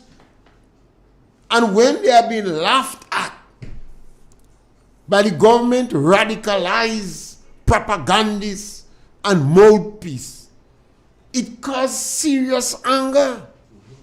And I understand that anger. Because I tell you in the 70s, I never sorry when Maurice Bishop get some lash. Never regret it. They used to call us stinking gay rights. I said, beat them. You have no damn right to call you stinking gay rights. There's another thing brewing, Mr. P. If you recognize the persons who we refer to as the working class, the persons who you refer to as those in the lower economic anybody strata, under $3,000 a month is in the lower income group. You realize the government is not facilitating or create avenues for people in the lower income bracket to get any form of employment. And even those who might be lucky enough or blessed, I don't like the word lucky, blessed.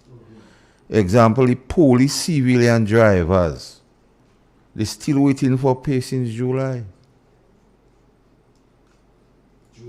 Yeah. So the same thing Mr. Peter about Trust Week and so on. You see, the public don't understand. And perhaps I'm the right person to tell you. Government in the past don't make joke with don't paying public officers because they are union. They're closing on the job 2 days after. Yes, caller, welcome. Morning, gentlemen. Yes, my brother. How you guys doing? You know, Mr. Jude Bartholomew, the president of the Trinidad Teachers Union, was on DBN for an hour from 9 to 10. We pull him out? And a whole lot of complaint came out. He pointed out very early that up to this moment, the Ministry of Education, the Minister for Education, have not had a meeting or dialogue with the Teachers Union going forward dealing with the crisis caused by burial, where so much schools are occupied as shelters, where so much school has been damaged, and the condition and situation that teachers are living in Carriacou, especially Carriacou. He went on as far as to say there are teachers who have been threatened when they say to the ministry that they are going to the union to deal with issues. They are being threatened what would happen to them if they dare to. He complained about pay and grade, where there are teachers who have been upgraded basically by getting their degrees and sending the resume, and for since over 2 years now, they have not been getting the adequate salary to suit their grade because they have, acquired a degree, whether it's a bachelor or a master's since then and whatever. Sorry, I'm a bit hoarse, eh? I hope you're hearing me clearly. Tie that in with what Miss Daisy Hazard said about 2 months ago on GBL, that the union has been doing peacekeeping in the hospital because of the treatment that the nurses are getting. This week, about 2 days ago, the president of the Public Workers Union, Ryan Grimes, have been talking about the fact that big promises were made in the election cycle campaign to guarantee the teachers, guarantee the nurses, especially the nurses he was talking about, upgrade and better treatment. And right now they are seriously disappointed over the issues. What seems to have been happening there, the Prime Minister and the Minister of Finance pen catch a stroke. And that is the ugliness that we end up with. Because the promises that were made enthuse the teachers, enthuse the nurses, enthuse the public workers in this country to vote for them. And the disappointment, the both union leaders so far for this week talks about the disappointment that workers in their union have been having relative to the government attitude and behavior. The deception, the lies continue to show. You know, amazing thing Mr. Jude point out here is that when the issue of universal education, as it is sometimes called, where the students go from primary school, once they reach a certain age and they do the exam, even if they didn't pass the secondary exam, they are going in there automatically. I know he tied it in with an idea that I've never actually dealt with, where he points out that if you now raise the age to 18, from 16 to 18, what is the force of trying to push the children through from the primary school very early, or even too early, because when they go to the secondary school, they become a problem for the teachers. What is the point of doing it that way? And he's saying that they did not actually do thorough consultation with the union and the teachers in dealing with that issue. They just went about doing ad hocly.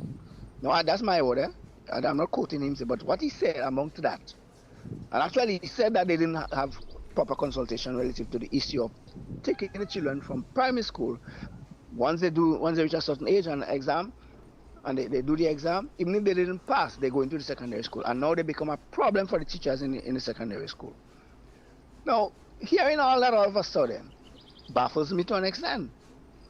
Because when you listen to what Jude used to be saying for some time, you would think that everything is upfront with how they go about dealing with him as the president and the whole process of negotiation and issues to deal with improvement in education and so on. So when we are now complaining about the nonsense that is going on in education in this country, you heard it complaining about children not being able to pass maths and English language. You shouldn't be surprised, because the coordination between government and teachers are not being dealt with properly. And the kind of complaint I hear Jude for this morning said, and you added to what Mr. Grimes, who is the president of the Public Workers Union, and the spokesperson for the Public Workers Union, Mrs. Daisy Hazard, when you add all this together, you recognize what is actually going on with this government. Arrogant, detached set of people inside there making decisions that would only bring down Grenada. Alternate Period. reality. And it's time that, Grenadians wake up and get to the reality that we need to stop that hemorrhage. Grenada is hemorrhaging in every different direction, not only economically, in the attitude to government and the connection to the people. Grenadians are not there with that, as we're accustomed to. I mean, not only that, they only having press conference once in a while, but we used to have it almost every week during the Dr. Kid Mitchell period. Even when they have press conference, the kind of answers we're looking for, we're not getting it. The detachment from that government to the people is amazing, and Grenadians need to wake up and smell the coffee. Take care, General. Yes, scholar. I'm happy that Jude wake up. But one of the challenges we have, and people have to understand that historically, top public officers support the NDC, support old GNP, and they support NDC. They don't support GOP. Over the years, NNP has made a lot of inroad in the public service. And it goes back to a mentality. People letting prosperity blunt the edge of gratitude. Mm-hmm. So an individual rich in secondary school, he get fed up with the parents. There are one or two cases where children going on graduation, they don't want their mother come. Yeah. A guy come out in university, abandon all his partners one time just because he have a university graduate. Yes, caller, welcome. Good morning, Mr. Pierre. Good morning again, Yes, Master Carl. That last caller there, I endorsed everything he said because I happen to listen to the education, the union teacher member leader. And do you know when that was tabled in Parliament for the age to go up to 18 years, Honorable Pierre, in her deliberations, was stating every living thing that the union leader now is complaining about, word for word, verbatim. You see, these people are so arrogant, and they will not take an advice because they figure, well, my time now. And this is a problem. The mentality that they have is my time now, and it's my way, and it's that. That is the level of arrogance and stupidity that this government is being. They're going on a rabbit hole of failures. All the problems that I heard Jude talk about this morning, Emlyn Pierre, Honorable Pierre, talk about it in the Parliament. Ron Redhead was one of the most ardent ones trying to be arrogant and trying to tell Honorable Pierre that she was misinformed and all kind of thing like that. Even Honorable Deacon, everything now you're hearing there are teachers hasn't been paid since marching. Salaries, this is not salary increase or increments of increasing. Actual salaries in your bread and butter since marching, right? And there's not one teacher on the picket line with a placard. Are we in the same Grenada that I know that we was in 2019, 2018 when the teacher was asked to come to sit down with the unions and let's talk and they go on to do work for rule and they go on strike? Where we live in? This level of hypocrisy, we have to get away from it. We have to.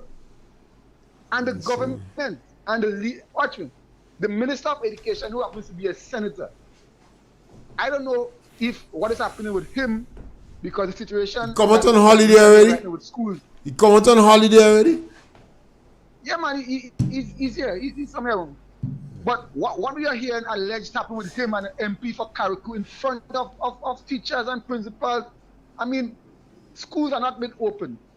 We have schools on island in Grenada that children could have come down and attend some of these schools. Oh, you have school in Grenada that have shift system. McDonald College still have shift. There are things called exchange students. Exchange students, Mr. Pierre. Any country in the world you can go to school. Any country, exchange student.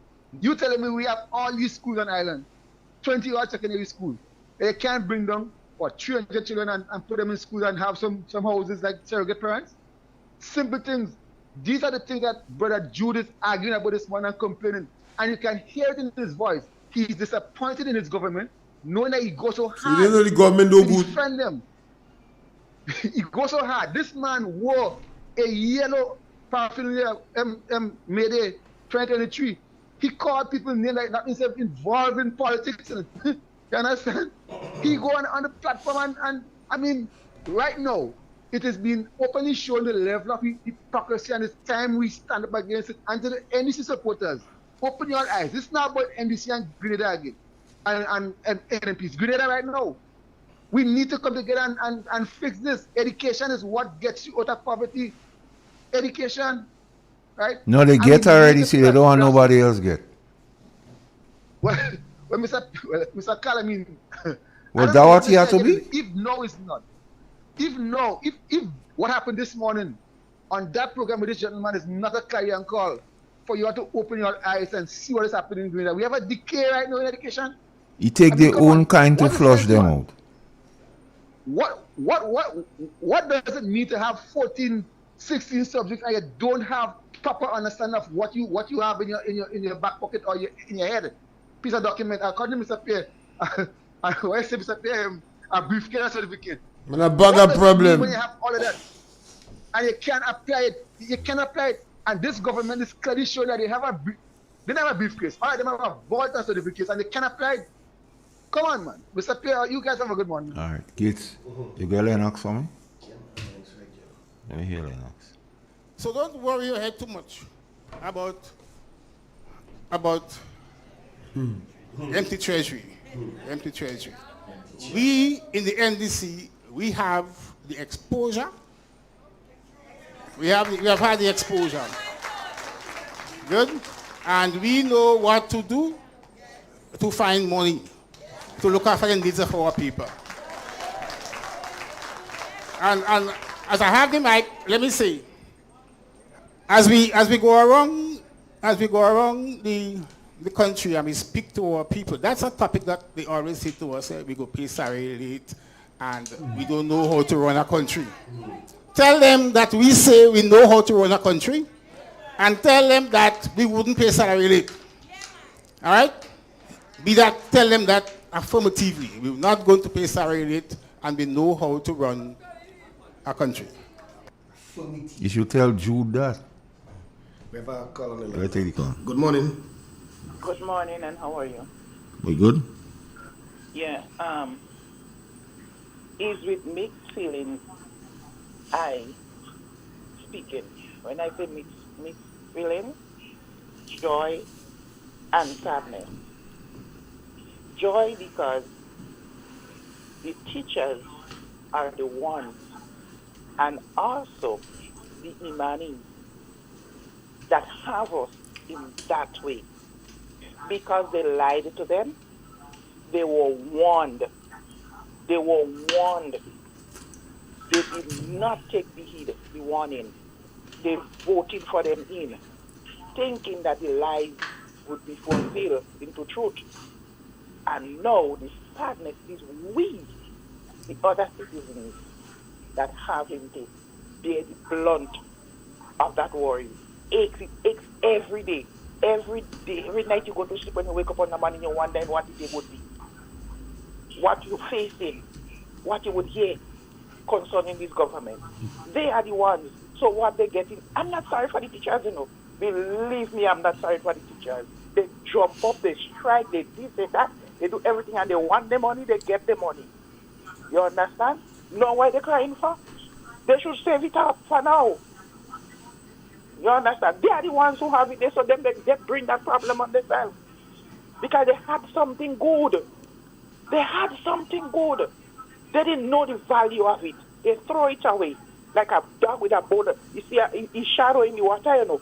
As the next dog passing with a bone, he drop his bone to get at the next one and lose it. Thank you. Very good. Thank you. I think it's always... We agree. You have something for us here. With 12 months of forming the government, within 12 months of forming the government, the National Democratic Congress will start a nationwide housing program. That program will be done in conjunction with the private sector, so we will have a public-private partnership. And we will commence building 500 Grenadian-style homes in each parish. And we will do so each year thereafter. You will put up the house, the Grenadian style house they have, they show people. So, that was the Prime Minister. So we want to get to, because most of the money is Mr. Pierre, that this government attached to housing was given to the ministry, MIT, the Ministry of Mischief. But let us explore, let us fact check. Let us visit the crime scene in a forensic way. So the man in charge of MIT Gates, we need to speak to him. He tell us about himself in our church. Listen what he tell us first. And then we will move from there. Let me just tell you, I have no original idea. Every idea that I have, I get it from someone. Right? People think that Andy is so brilliant and everything. I have no original idea. I always get an idea from someone. Now, 10 years ago, Brother Cornwall, I could have been in prison. Right?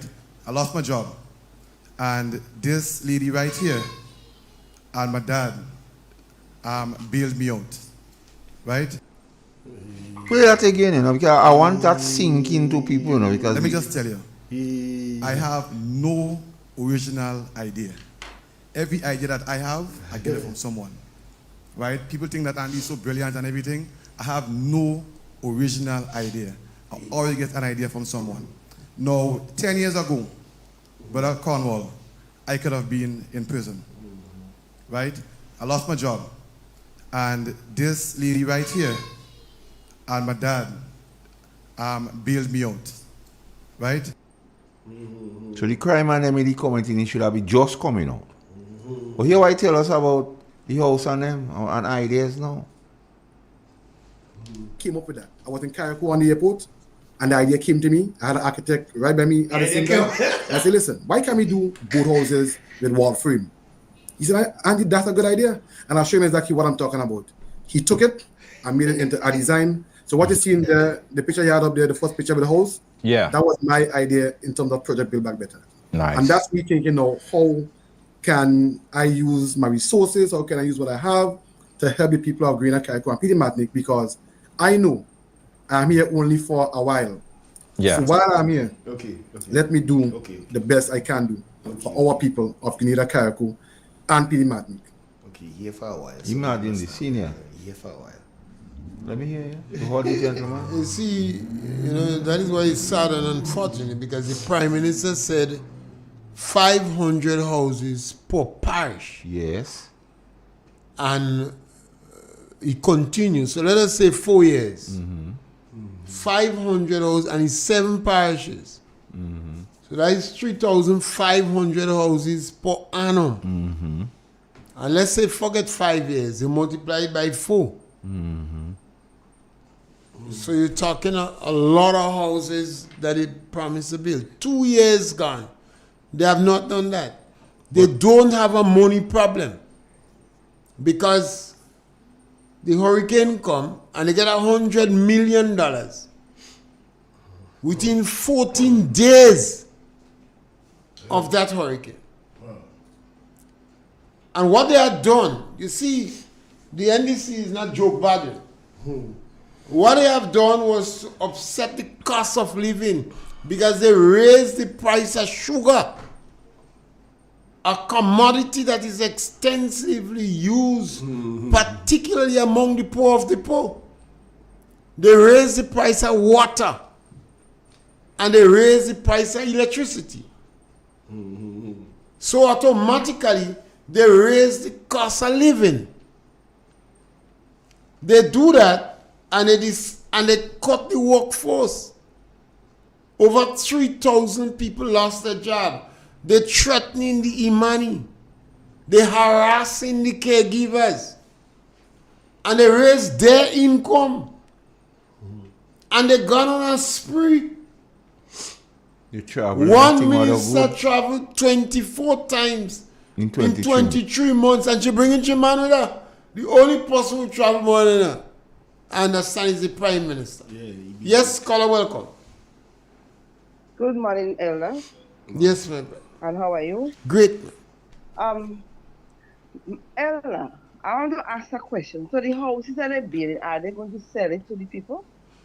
I don't know what they're doing with it, whether they sell it, but if you ask this question, but if the low-income houses that built by the Chinese, they didn't crash, they was able to withstand the force of burial.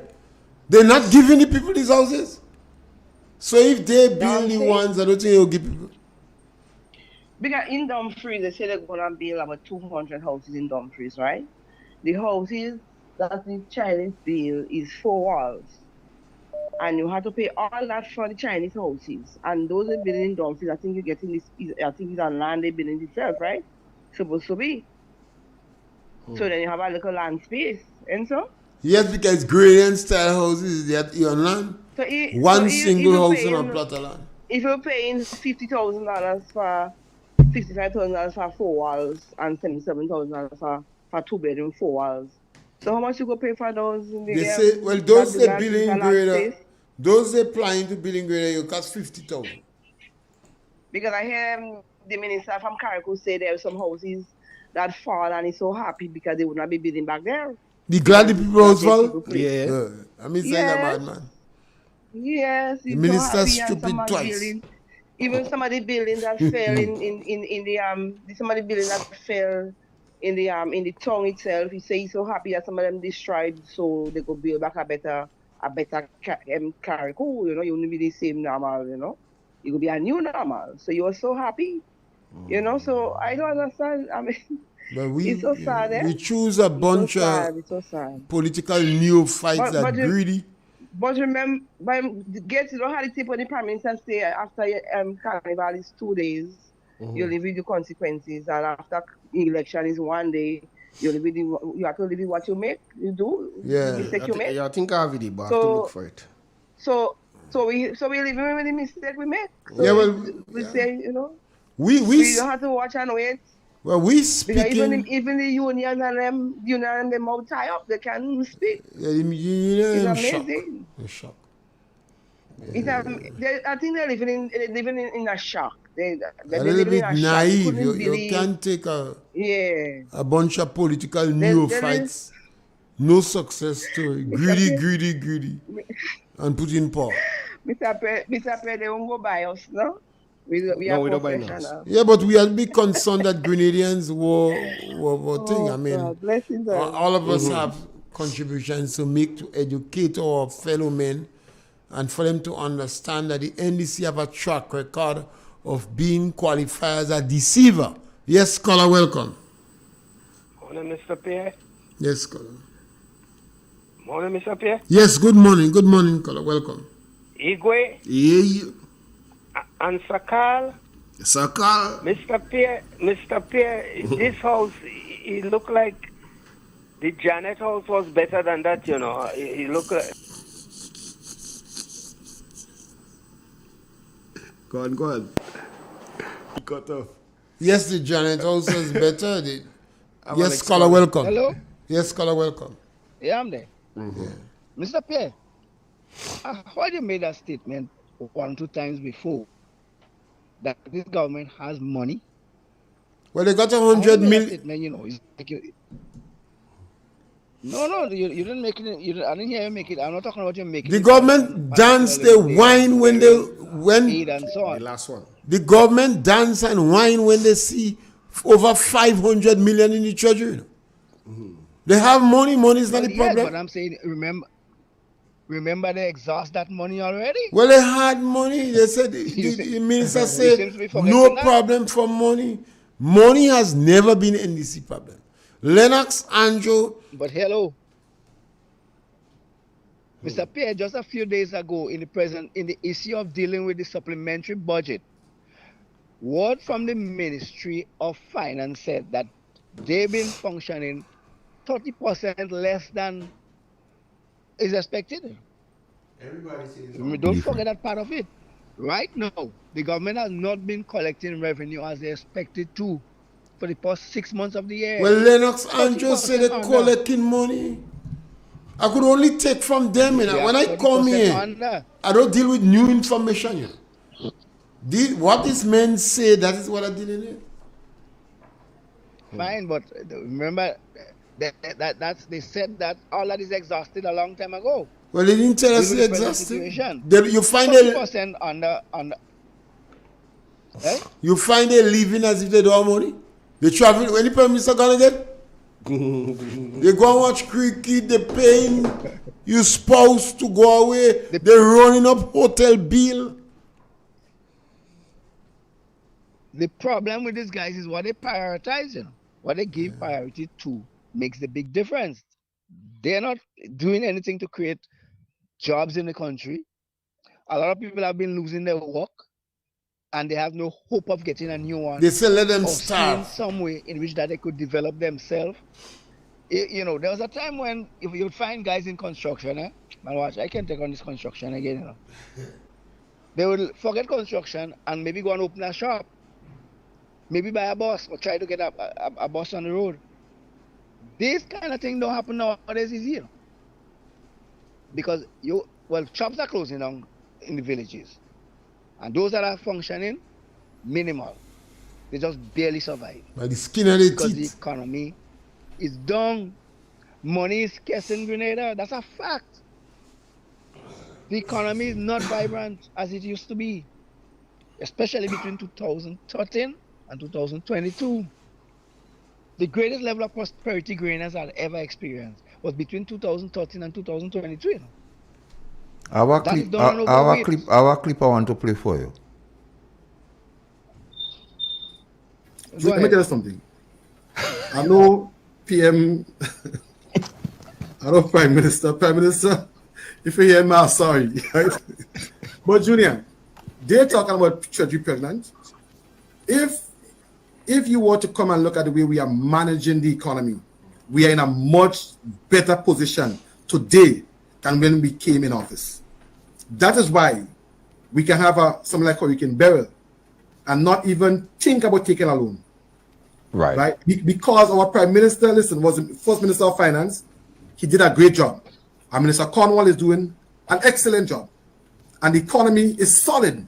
That is why we can have something like Hurricane Beryl and not even venture into taking loans, because we can manage our affairs by ourselves. Okay. Right? And that is the evidence. So don't let no one fool you until about you get $100 million like it was all the time. I think guess what? It is only 20% of what we need. 20% of what we need, and we are not in a crisis. We are the patches of Hurricane Beryl, and we are not in a crisis. That is because we have managed the economy well. Caller, you see why I say they have money? The caller? But he live in another Grenada. I don't know which one. We have to take what he say. He said they have money not a problem. As the permanent secretary. Which permanent secretary? Mr. Sylvester is called. That's the brother of the prime minister. The permanent secretary just smile. The minister say you have money. He have money. From the same mother and father. Ask him, and what he will tell you, because he came out in the budget supplement issue that Grenada is functioning on the 30% below revenue expectation. Acting Prime Minister say everything that's good. A lot of percentage. I don't doubt so everything will be good. That doesn't add up. Except that people are going to fool themselves. Well, they have money, their lifestyle alone. I don't know. I don't want to tell you. Well, because they have, remember they have up their salary 100 and about 40%. They have money. Since they came into office, you know. They have personal money. I don't know. Where they going in Middle East again? Where the money places go? Dubai. They go in Dubai when they want rainfall on the galvanized. Galvanized on rain, no. The Minister of Education took holiday. Then that people want money. You go on a yacht. That people want money. Yes, caller. Mr. Forrester on the Sunday program pointed out the time the Prime Minister was in England that part of the trip was sponsored by the party, NDC, that is up to Britain or England, and the other part where he was going to Dubai at the time was government paid trip. A part of that trip was paid by government. Mr. Forrest, a lie. And I don't understand how that. If he going in Dubai, that come to make Mr. Forrest, a lie. I mean, come on. If he going to do, so. Mr. Forrest, a lie. The other question you have to ask Mr. Forrester, did they report that to the Integrity Commission? Because any gift, kind of if the trip he's saying to England is a gift, you have to report that. He lie. So we know that is not true. Because he went to a gala for in England. They lie. But if you take Mr. Forrester at his word, Paid to England. that should be reported to the Integrity Commission. All right, caller. How does the Prime Minister separate? He's the Prime Minister of a country. How does he separate his movement from the country? Part of it being party, the party NDC, and part of it being government activity. I don't understand how you separate these two. You don't have to separate it because Prime Minister is there representing party. Why is he the Prime Minister? You don't have to separate it because every time they referring to NNP, they refer to NNP as them and they. So you know what he goes already. That's how they refer to NNP. All NNP should lose work.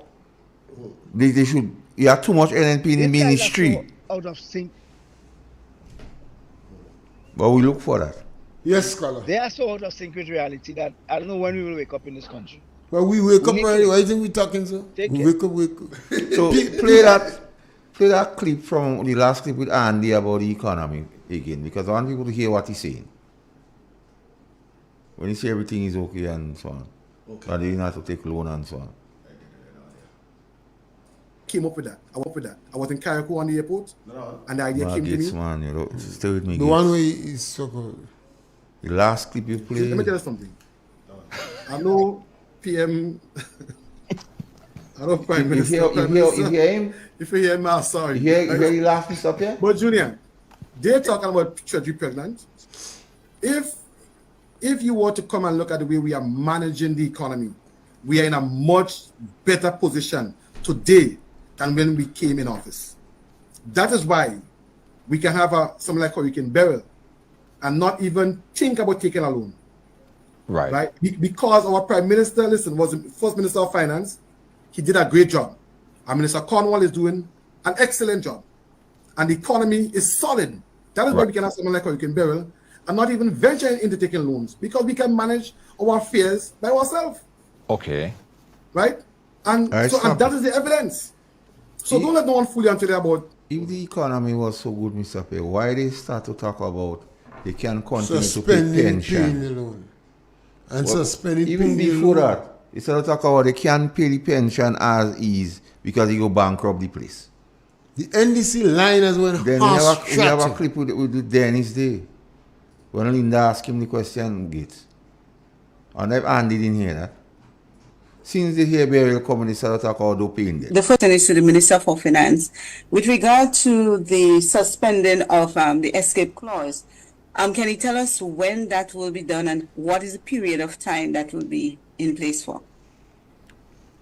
Well, I can say that we have had extensive dialogue and discussion at cabinet level yesterday, and we have,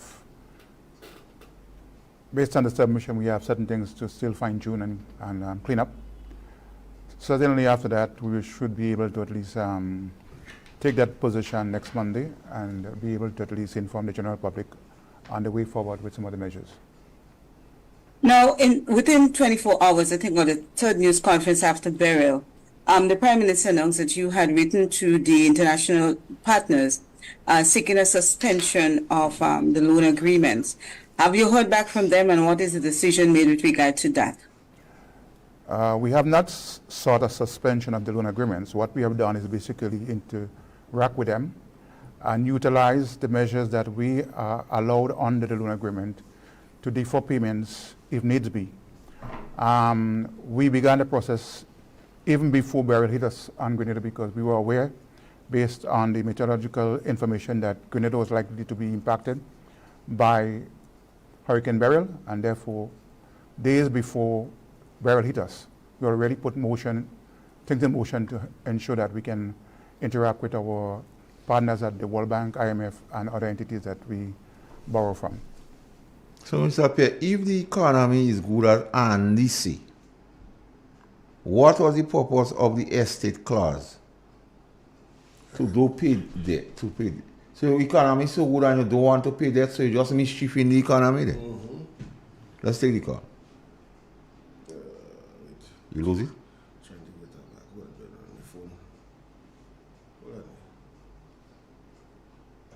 on. Hello? Yes? Hello? Yes? We hearing you loud and Oh, clear. Igwe? Yeah? Are we hearing you? Good morning to you. Good morning to you, Igwe, Mr. Carl and Mr. Pierre. Good morning to every single one. I hear everything loud and clear. And it's amazed me. Mr. Carl and Mr. Pierre, who is responsible for the people, the poor and the vulnerable people in the country of Grenada, Carriacou, and Petit Martinique? Isn't he the Prime Minister? Isn't he the one who's responsible for us? So why is he having so much a difficulty to do the things that is right? As his minister said, they're getting plenty money. They have no problem with finance. So why is it the people of Carriacou is crying out and Petit Martinique is crying out? And they can't get no help. Why can't they spend some of the money they have that Andy boasting about to help the people of Carriacou and Petit Martinique? The people of Carriacou and Petit Martinique, they're frightened to talk. They don't want to talk. They're scared because they're afraid if they open their mouth and talk, you'll take out whatever is coming to them. They wouldn't get it. They won't get the house fixed. So they rather stay quiet. And whatever they're doing to the people of Carriacou and Petit Martinique and putting them in the dumpster, that is not right. I'm not ready for them yet. I'm just waiting. I'm just coming. So you lot have a nice weekend and God bless you all. Bye-bye. Now senior people ask, why you and Mr. Pierre just be on the radio saying the things all you say? So I tell them we are part of the opposition.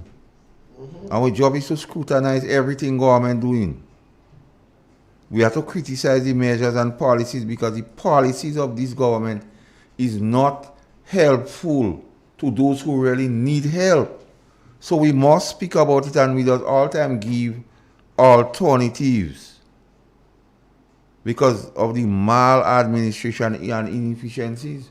So we thought our senior, the thing would have been more worse. Yeah. You know that? Tap. Well, obviously, as citizens of Grenada, and I always say to people I in town long, and people have to speak out against this government. This government was able to successfully intimidate people and dominate the social media. And that is the new technology. Some of us had to get used to the experience in technology. Yes, caller, welcome. Good morning. Yes, caller, welcome. Yes, morning to you all fellas. I want to know if Andy said that they're managing the economy well, they don't have to lend no money, and they're managing better than when what they met inside, when they reach inside it. What is the supplementary budget for? Good question. That is a good question. What is the supplementary budget for? If you didn't have to lend no money, you could manage the economy. I want to know what the supplementary budget for. Please let me know. All right. Okay, thank you. The NDC Lions went harsh at it. Can't help it. But it's very important for people to speak out. You see what happened? A lot of us, including a lot of people, even a lot of the ministers, was not comfortable with the new technology and social media. And the NDC dominated the social media with propaganda and lies. And they took these lies to the people. And they were able to win election. And now they're so arrogant and disrespectful. And they get themselves continuing a language that is fractious and demeaning. And people have a right to speak about it because this is about Grenada. You can go all out your way to divide the country. They say every action brings about an equal and opposite reaction. And while you're doing that, you have to entreat, you have to encourage the people not to be vengeful, to forgive, to turn the other cheek. Don't behave like NDC. And there doesn't seem to stop. This morning we were trying to explain to them there are people who live from paycheck to paycheck. Don't insult them. And I always appeal to some of our most successful Grenadians. You've been to school, you get an opportunity, you have a master's degree, you have a bachelor's degree, you have a responsibility to come back and help your people. Your parents, your siblings. But in the very community you come out in laboratory. You have a PhD, you have a master's degree, you have a doctorate, you're a lawyer, you're a priest, you're a pastor. You have a right to come back to laboratory and raise the bar on the block. It's very important. You're not there to go and pass draconian laws to lock up your people and send them in a mental institute. No. You want to come back and change them. That is what we should be doing in Grenada. We go back to the schools and they could rub shoulder with you and you encourage children and you encourage their parents. Tell your parents, don't drink all the money in rum. You must go and take care of your children first. And he sees you there and they know you is Miss Mary Child and you the poor like church mice and you could make it, so I could make it too. But the NDC seems to treat you with contempt and scorn. And it's a mentality. One individual say, greater to obey logics. As soon as an individual believes in a better position, he turns heavyweight. What the Prime Minister, they say, the ex-Prime Minister, the Hefe. Yeah. You turn Hefe. You have a briefcase and certificate. Contact say, contact say, not because you have a big head and a long mouth. It doesn't make you a hybrid pig. You steal from the community and the village. You have a big head and a long mouth. You believe you're a hybrid pig. No. Come back and change the community. And we have to point out that to the members of the National Democratic Congress. Just stop their lies. Just stop. Just be straight. We know it's going to take a little while for you to stop their lies because you become pathological. You become deeply ingrained. You have a history of telling lies. But just stop. Too much lies. I like how you just put it, the line like when horse-trotting. The old people used to say the byliners when horse-trotting. Just stop. They say don't ask for forgiveness, just stop lying. Mommy, I'm sorry, oh God. My mother said, no, just stop lying. You're lying too much. To the government, so you're giving them the same advice? Till the Prime Minister needs a psychologist. I can't ask him to take Dr. Panchu. He's going to believe he's political. Get a psychologist that support NDC. The Prime Minister needs a psychologist. He's lying too much. So would he listen to the other side of the coin? Yes, they would listen to the other side of the coin, but I give him the advice. The other side of the coin is going to go with the economic flow. So you have to get him in privately. And you have to tell him, like the advice the Minister of Legal Affairs give. Be frank with me. Tell me. Straight. Be straight. The other side of the coin is very resourceful, but it's slippery. You're going to go with the economic reality. But he's close to you, he will help you. But the Prime Minister bringing a psychologist, even though he's from Dubai, because you cannot, as a Prime Minister, you must be believable. Yeah, people must believe what you're saying. You're lying as when horse-trotting. You deceive the people. You're a fake. And now you come like poor people terrorists. So the Prime Minister needs a psychologist. You need it. And we're not offering you Dr. Pancho or any other psychologists that you have the slightest belief that they might like NNP. Don't take this. You get a psychologist. And we have to do that, otherwise the country become a joke. You have 100 house units in Carriacou that the Chinese build. low income house. They was able to withstand the trauma, the pressure, the force of the hurricane. They intact. Why don't you give the people from Kaiko? You are not going to explain and build housing. So this thing is a joke. You don't see the Prime Minister and his team need a psychologist. The Prime Minister can correct Tevin Andrew. Tevin smart than the Prime Minister. He can correct Kevin James. When he behaving the way he is behaving, how we go correct them? You have challenges of that proportion in Grenada that school cannot open. You Minister of Education take holiday. For the authority I describe additional 12 strokes for the Minister of Education. And not only 12 strokes, publicly. How you could take holiday? Yes, caller. Caller, use me last caller. Punch. Mr. Pierre, stop calling Andy Williams a minister. Andy Williams is the Prime Minister. He overtake the Prime Minister. The Prime Minister just leave and he just throw the work in Andy's hand. He carrying the name, but Andy is the Prime Minister. And you see Andy doing all the other ministers' work. I didn't realize what's going on with Andy. Yeah. Come on, all you check on that. Andy's doing all the other ministers' work. He's talking for all the other ministers. So he's the Prime Minister.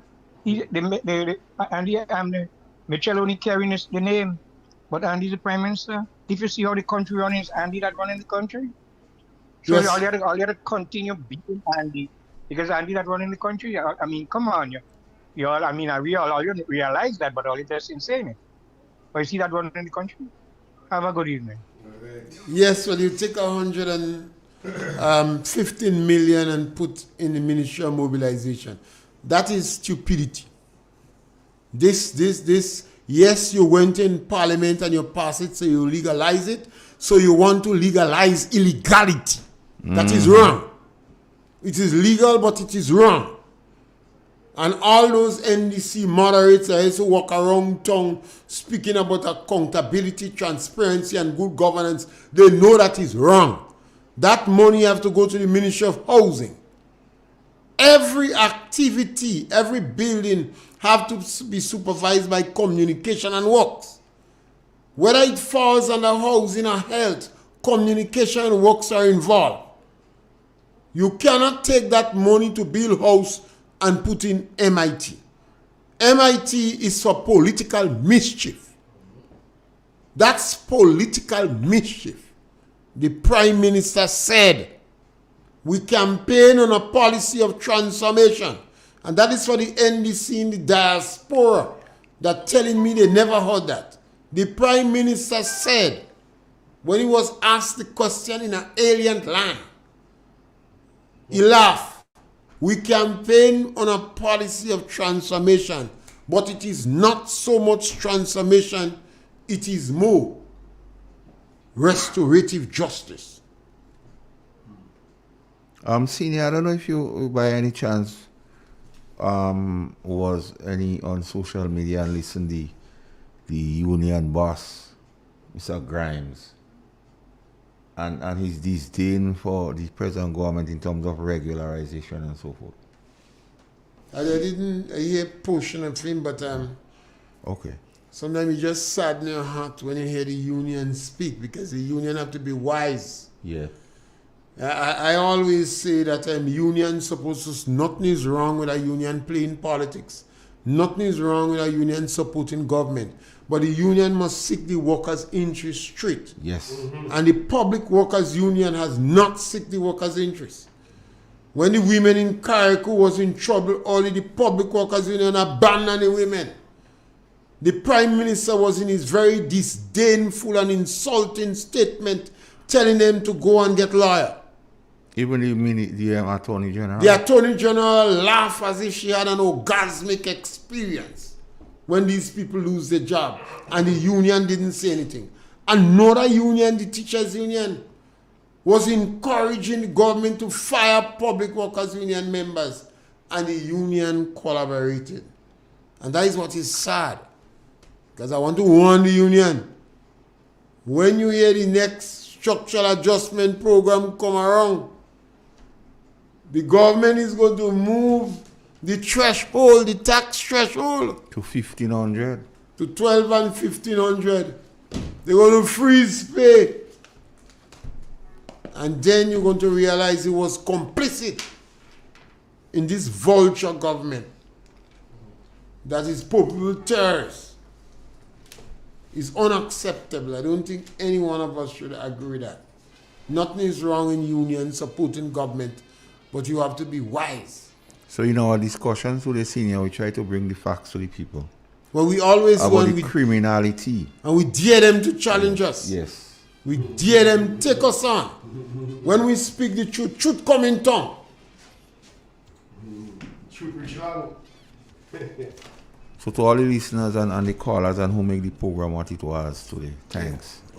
And see you all next Friday.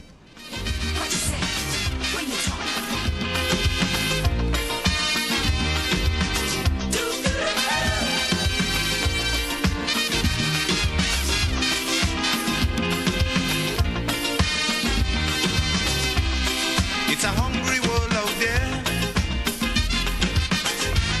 with everybody scrambling to get a share. Wolves in sheep clothing, birds of prey waiting to swoop down on you, and there's no telling what they'll do. You gotta be careful. You gotta be careful.